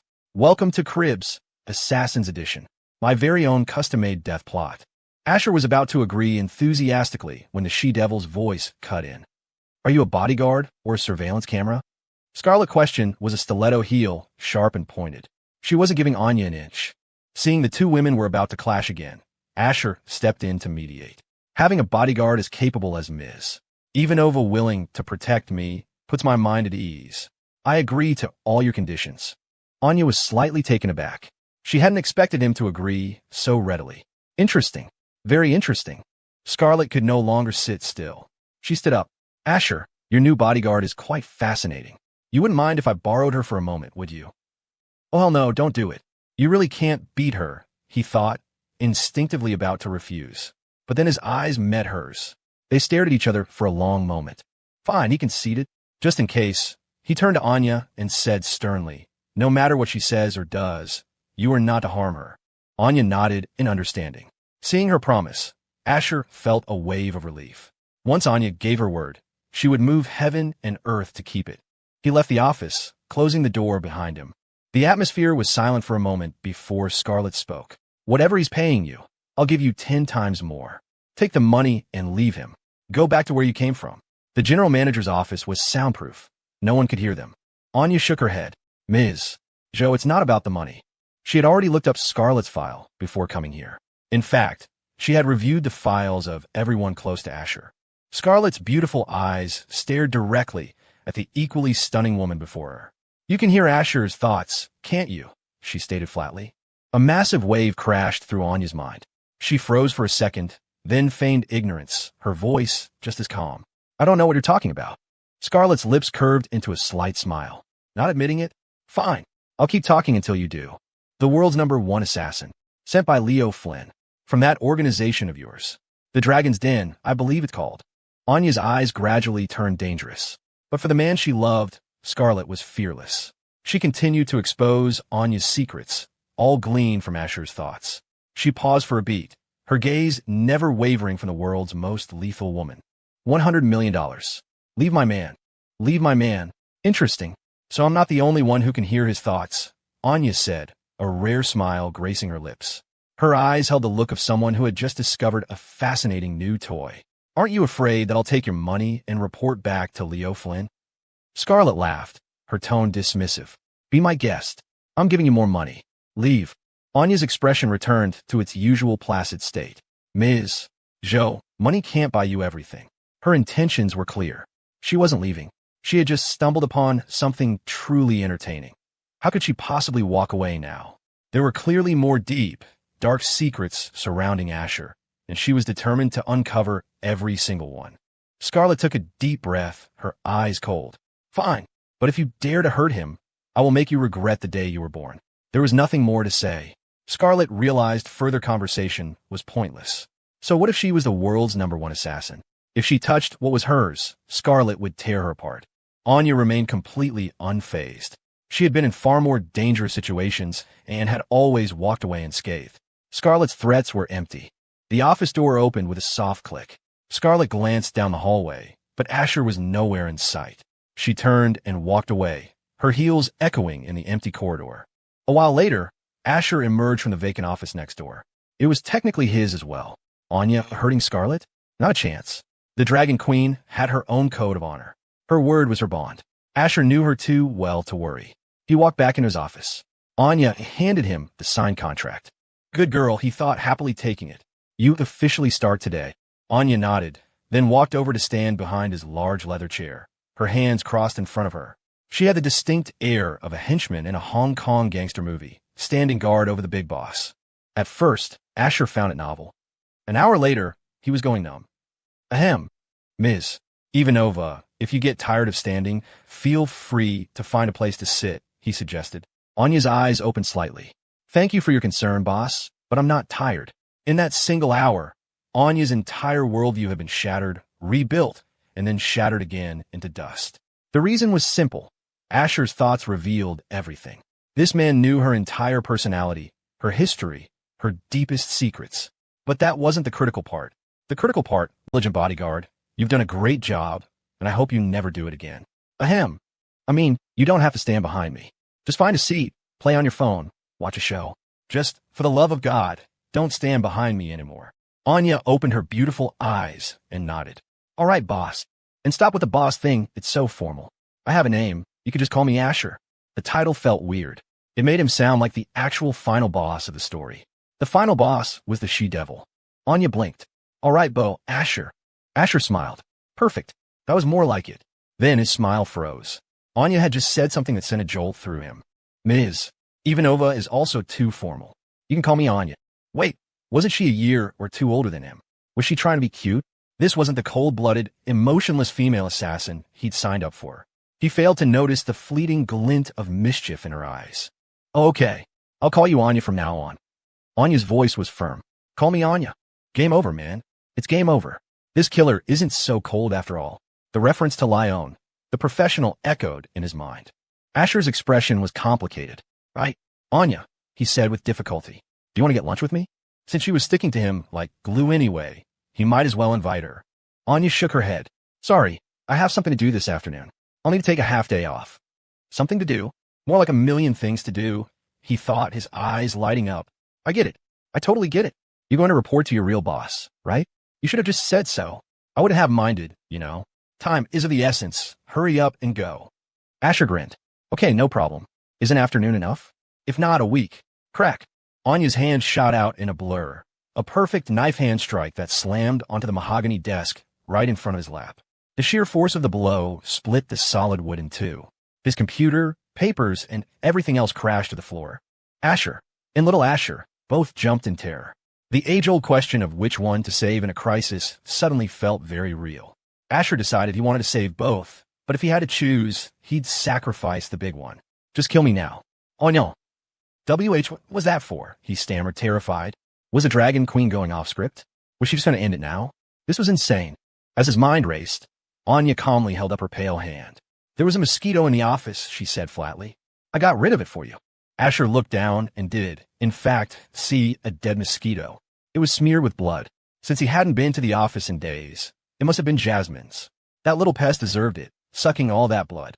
He felt a sense of vindication, even as his heart bled for his desk. Wow, Anya, great job. But in the future, maybe don't do that.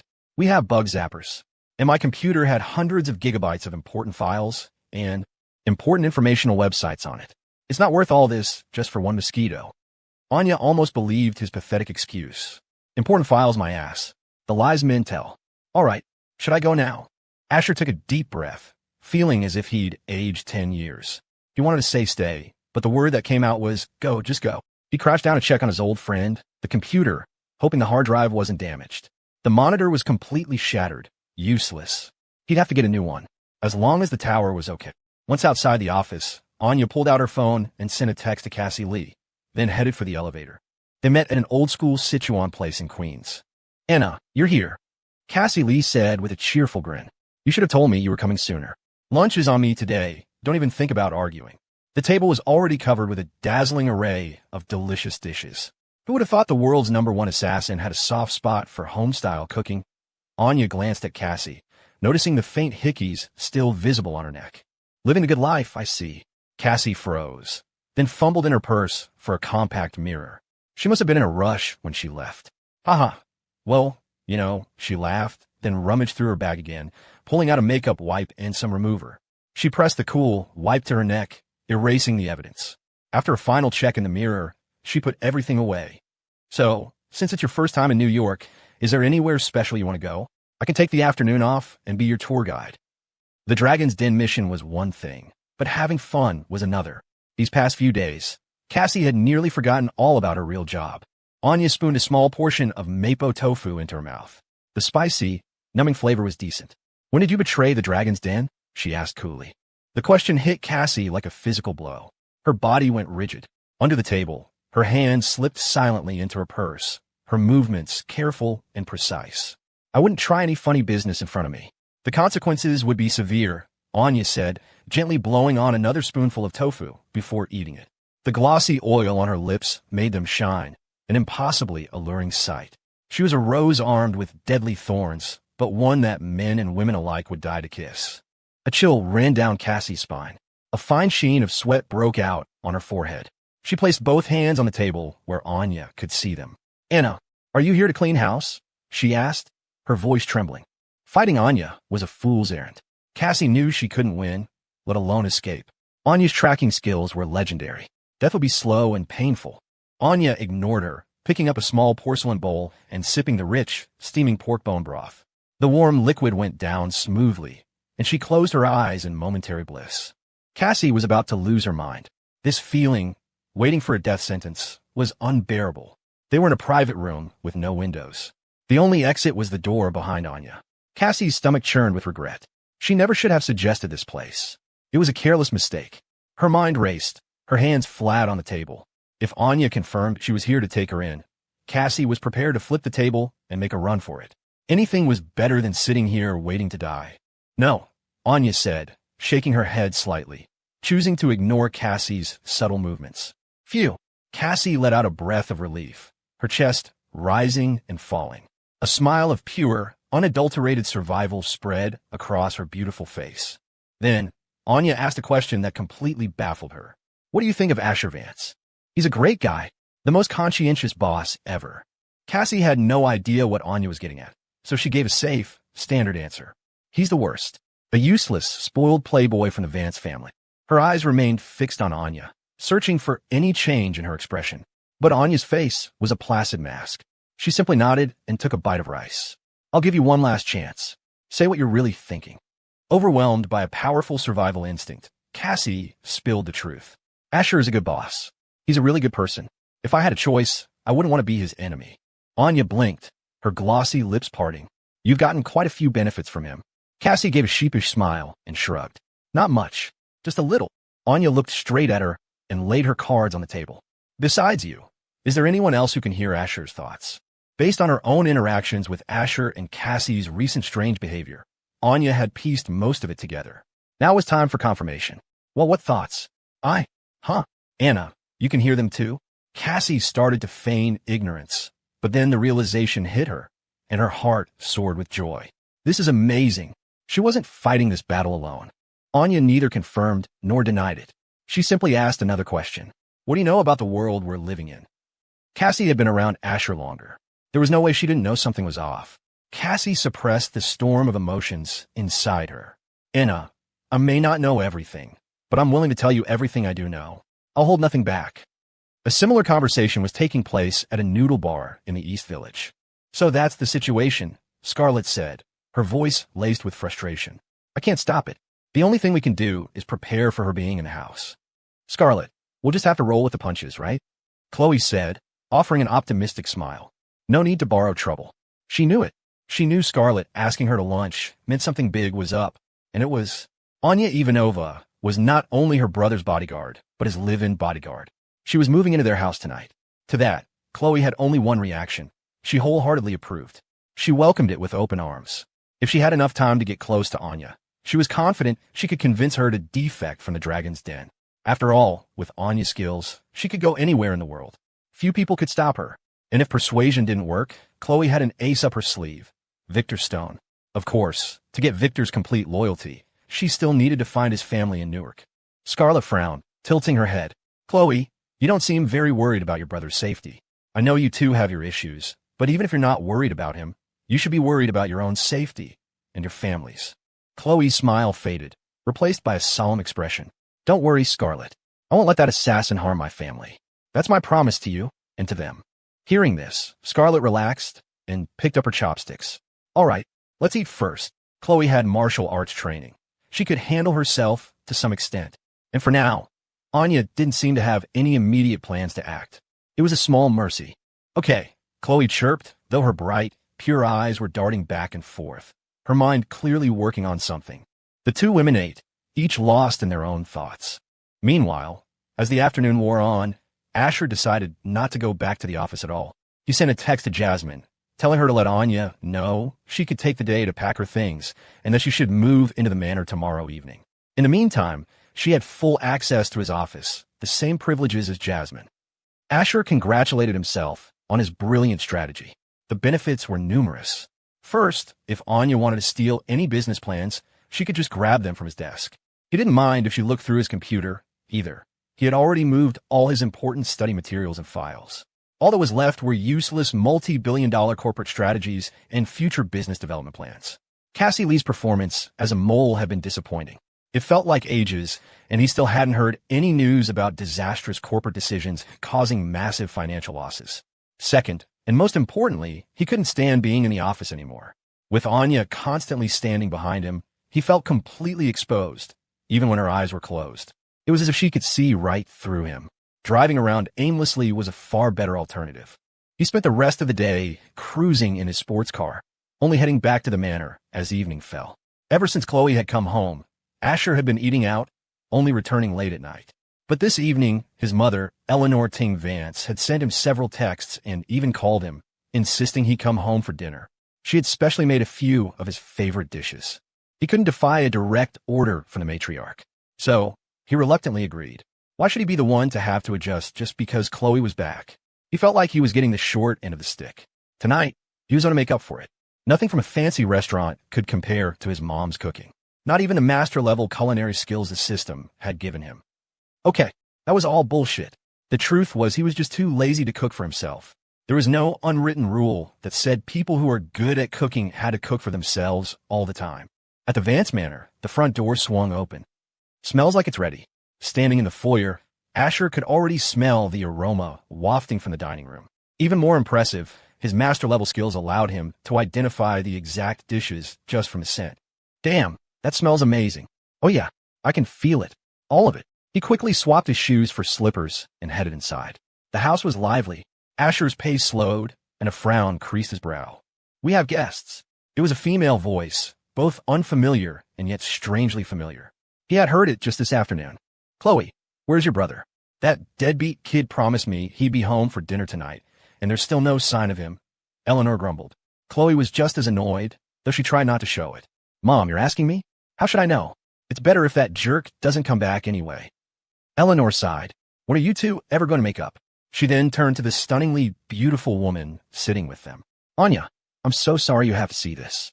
This is just how our family is. You guys go ahead and eat. I'll give him a call. Lawrence Vance scowled. Why call him? The boy has hands and feet. He's not going to starve.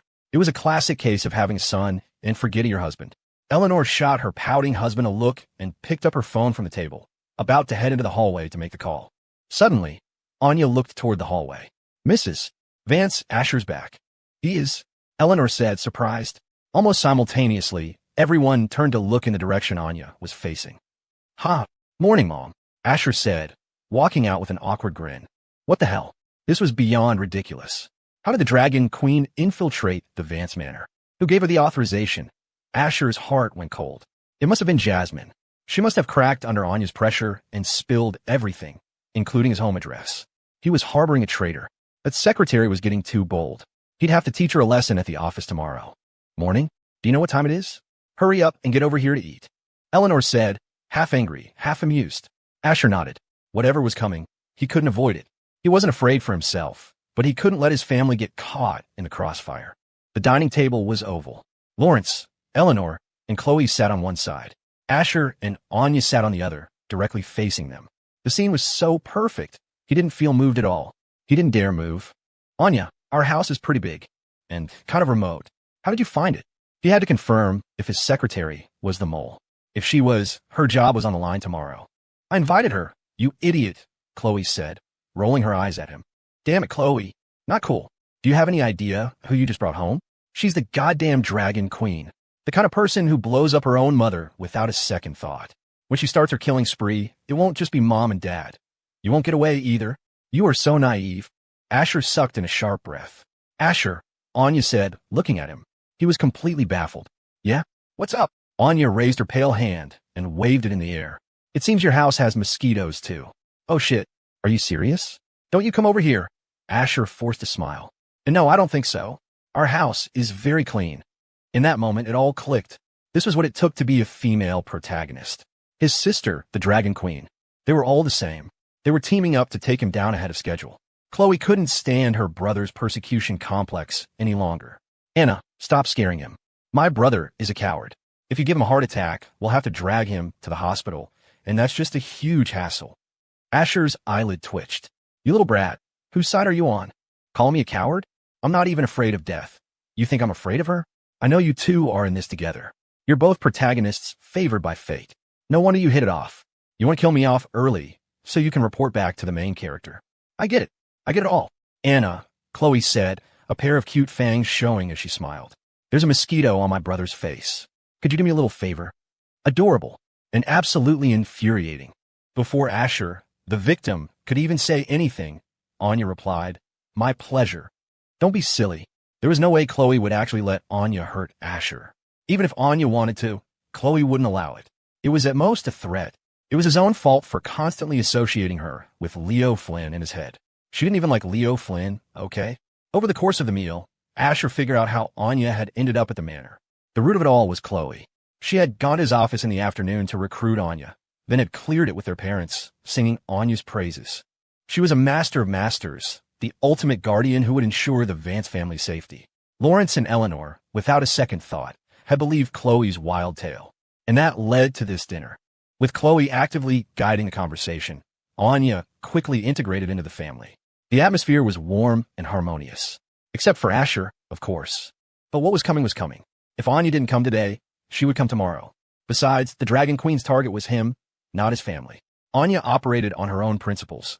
She would never harm innocent people. On that point, Asher was confident. After dinner, Asher retreated to his room. Chloe led Anya to a spare room on the second floor. "Enna, you can stay here from now on," Chloe said with a smile, helping her smooth out the bedding. "See if you're missing anything, and I'll take you shopping for it tomorrow." Anya looked at her, confused. "You know my intentions for being here aren't pure. Why are you being so nice to me?" Chloe met her gaze without flinching, a confident smile on her face. "Because we're the same kind of people. The same kind. Novel protagonists," Chloe said with a casual shrug. Anya pondered this for a moment, then asked uncertainly, "So you're in love with Leo Flynn?" During their lunch, Cassie had explained the basics of how novels worked. The general idea was that the female protagonist develops a crush on the male protagonist, falls in love with him, and becomes inseparable. If that wasn't the reason, Anya couldn't think of any other explanation for why Chloe was trying to win her over. Instantly, the smile vanished from Chloe's face, replaced by a dark expression brimming with murderous intent. "Love him? I wish I could kill him right now." Anya glanced at her, a little bewildered. Then, the petite girl clenched her small, pale fists. "Enna, let me show you something cool." Anya frowned. In the next instant, Chloe rushed toward her, her body already in an attack stance. The moves were incredibly familiar. The two women exchanged blows. Chloe's punches and kicks carried no killing intent, so Anya simply parried her attacks. Otherwise, the moment Chloe had struck, the outcome would have been the same as the bodyguards that morning. A one-way trip to the hospital. Anya's pupils dilated slightly. Weren't those the moves from her own ancient martial arts discipline? How did Chloe know them?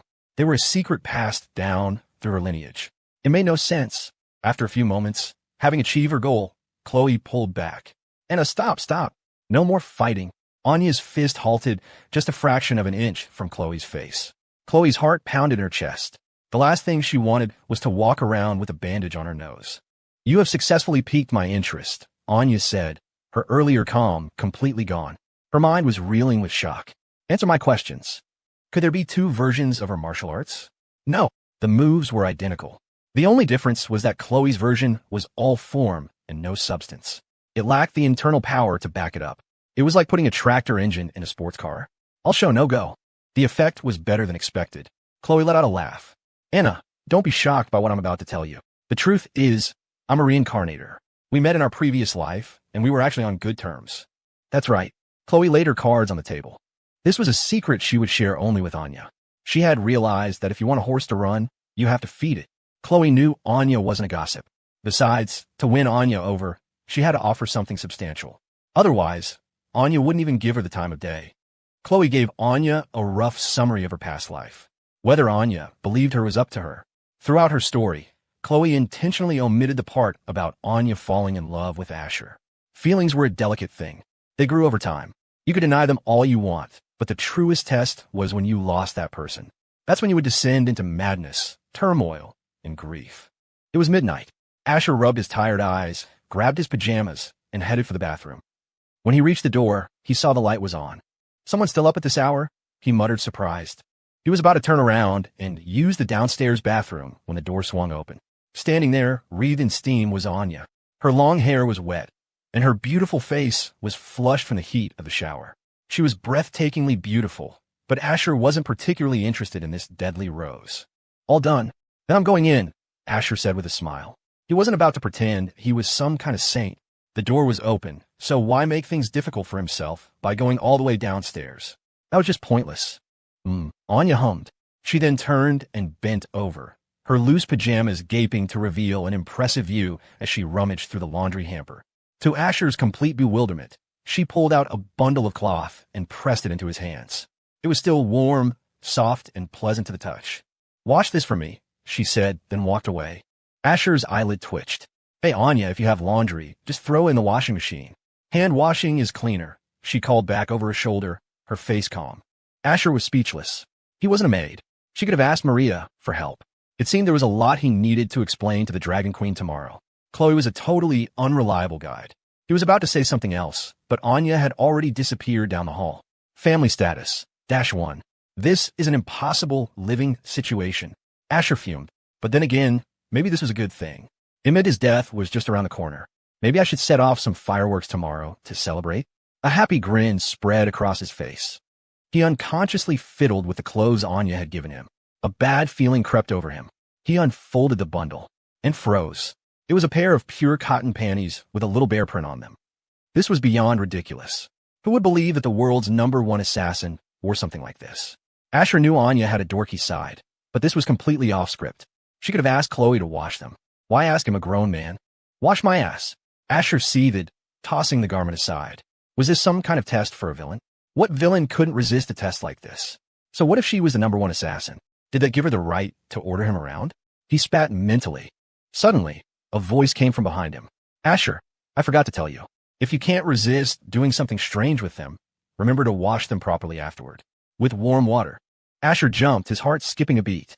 Were you born in a toilet? What's with scaring people in the middle of the night? Ahem. You came back just to tell me that? He asked, looking at her in disbelief. Anya's face was calm. She tilted her head. Was there something else? Asher felt a mouthful of blood rise in his throat. He swallowed it back down and glared at her. Wash them yourself. Are you done? Why, yes, I'm done. Oh. Anya turned and left, leaving Asher sputtering in the bathroom. Damn it all. He had been right. Chloe had invited a queen home, not a bodyguard. This was anarchy. He was a villain, not a servant, got it? He slammed the bathroom door shut and, for good measure, locked it. Not that the door would stop the Dragon Queen's leg, honed by 2 decades of training, but it was better than nothing. As he showered, Asher considered whether he should replace all the bathroom doors in the house with reinforced steel. A cultured Dragon King was one thing, but an uncultured Dragon Queen was a whole other problem. She didn't follow logic, and she certainly didn't follow any code of honor. The plot had shifted from physical damage to magical, soul-crushing damage. A critical hit. Asher had read plenty of novels, but this ridiculous underwear washing scenario made him feel like he was the real Dragon King. No, wait. He felt like the spineless, live-in son-in-law from a trashy web novel, constantly berated by his mother-in-law and wife. They'd probably throw his daughter's panties at his face and scream, "You useless bum! How did my beautiful daughter marry a poor loser like you? Wash these, or you don't get dinner. Get out of my house." Humiliating. This was so damn humiliating. Asher finished his shower with tears in his eyes. As for the panties, not a chance. He'd die before he washed them. He'd leave them for Maria to deal with tomorrow. The steel door idea was just a passing thought. If he actually did it, he'd blow his cover. The next morning, Asher pulled Anya aside for an important 3-way conference with Maria, the housekeeper. Just then, Chloe came downstairs and saw them. Convinced Asher was up to no good, she strong-armed her way into their conversation. Asher had given her a chance to leave, but she was acting like a disobedient child. So fine. He didn't care anymore.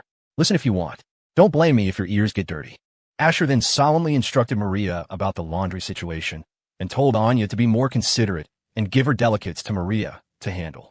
Or they could place a dedicated hamper outside the bathroom where she could put her clothes after showering, and Maria would collect them the next day. Maria and Anya thought this was perfectly reasonable. Asher thought it was a minor issue. Only Chloe turned beet red, her face contorting in rage as she lunged at Asher, determined to give him a beating. And then there was no and then. When it came to making a quick getaway, Asher was a pro. He skipped breakfast and bolted, leaving the house in a cloud of dust. Today was special. He didn't have time for his 4-wheeled vehicle. Instead, he hopped on his beloved Ducati motorcycle. There was never traffic on a bike. He ignored Chloe's screams as she chased after him. Asher, you'd better not come home tonight. If you do, you're dead. Seeing she couldn't catch up, she stomped her foot in a fit of powerless rage, her pretty face flushed with anger. Just then, Anya walked out. Do you want me to teach him a lesson for you? Huh? Are you kidding me? Anna, are you sure you wouldn't accidentally kill my brother? Chloe's head shook back and forth, and she forced a smile. No, that's okay. Hey, Anna, you don't have to go to the office today. Let me take you shopping for some clothes. Okay. Anya nodded without refusing. The pajamas she had worn last night were Eleanor's. She had wanted to borrow Chloe's, but had discovered that the dimensions were significantly different in terms of height and in other areas.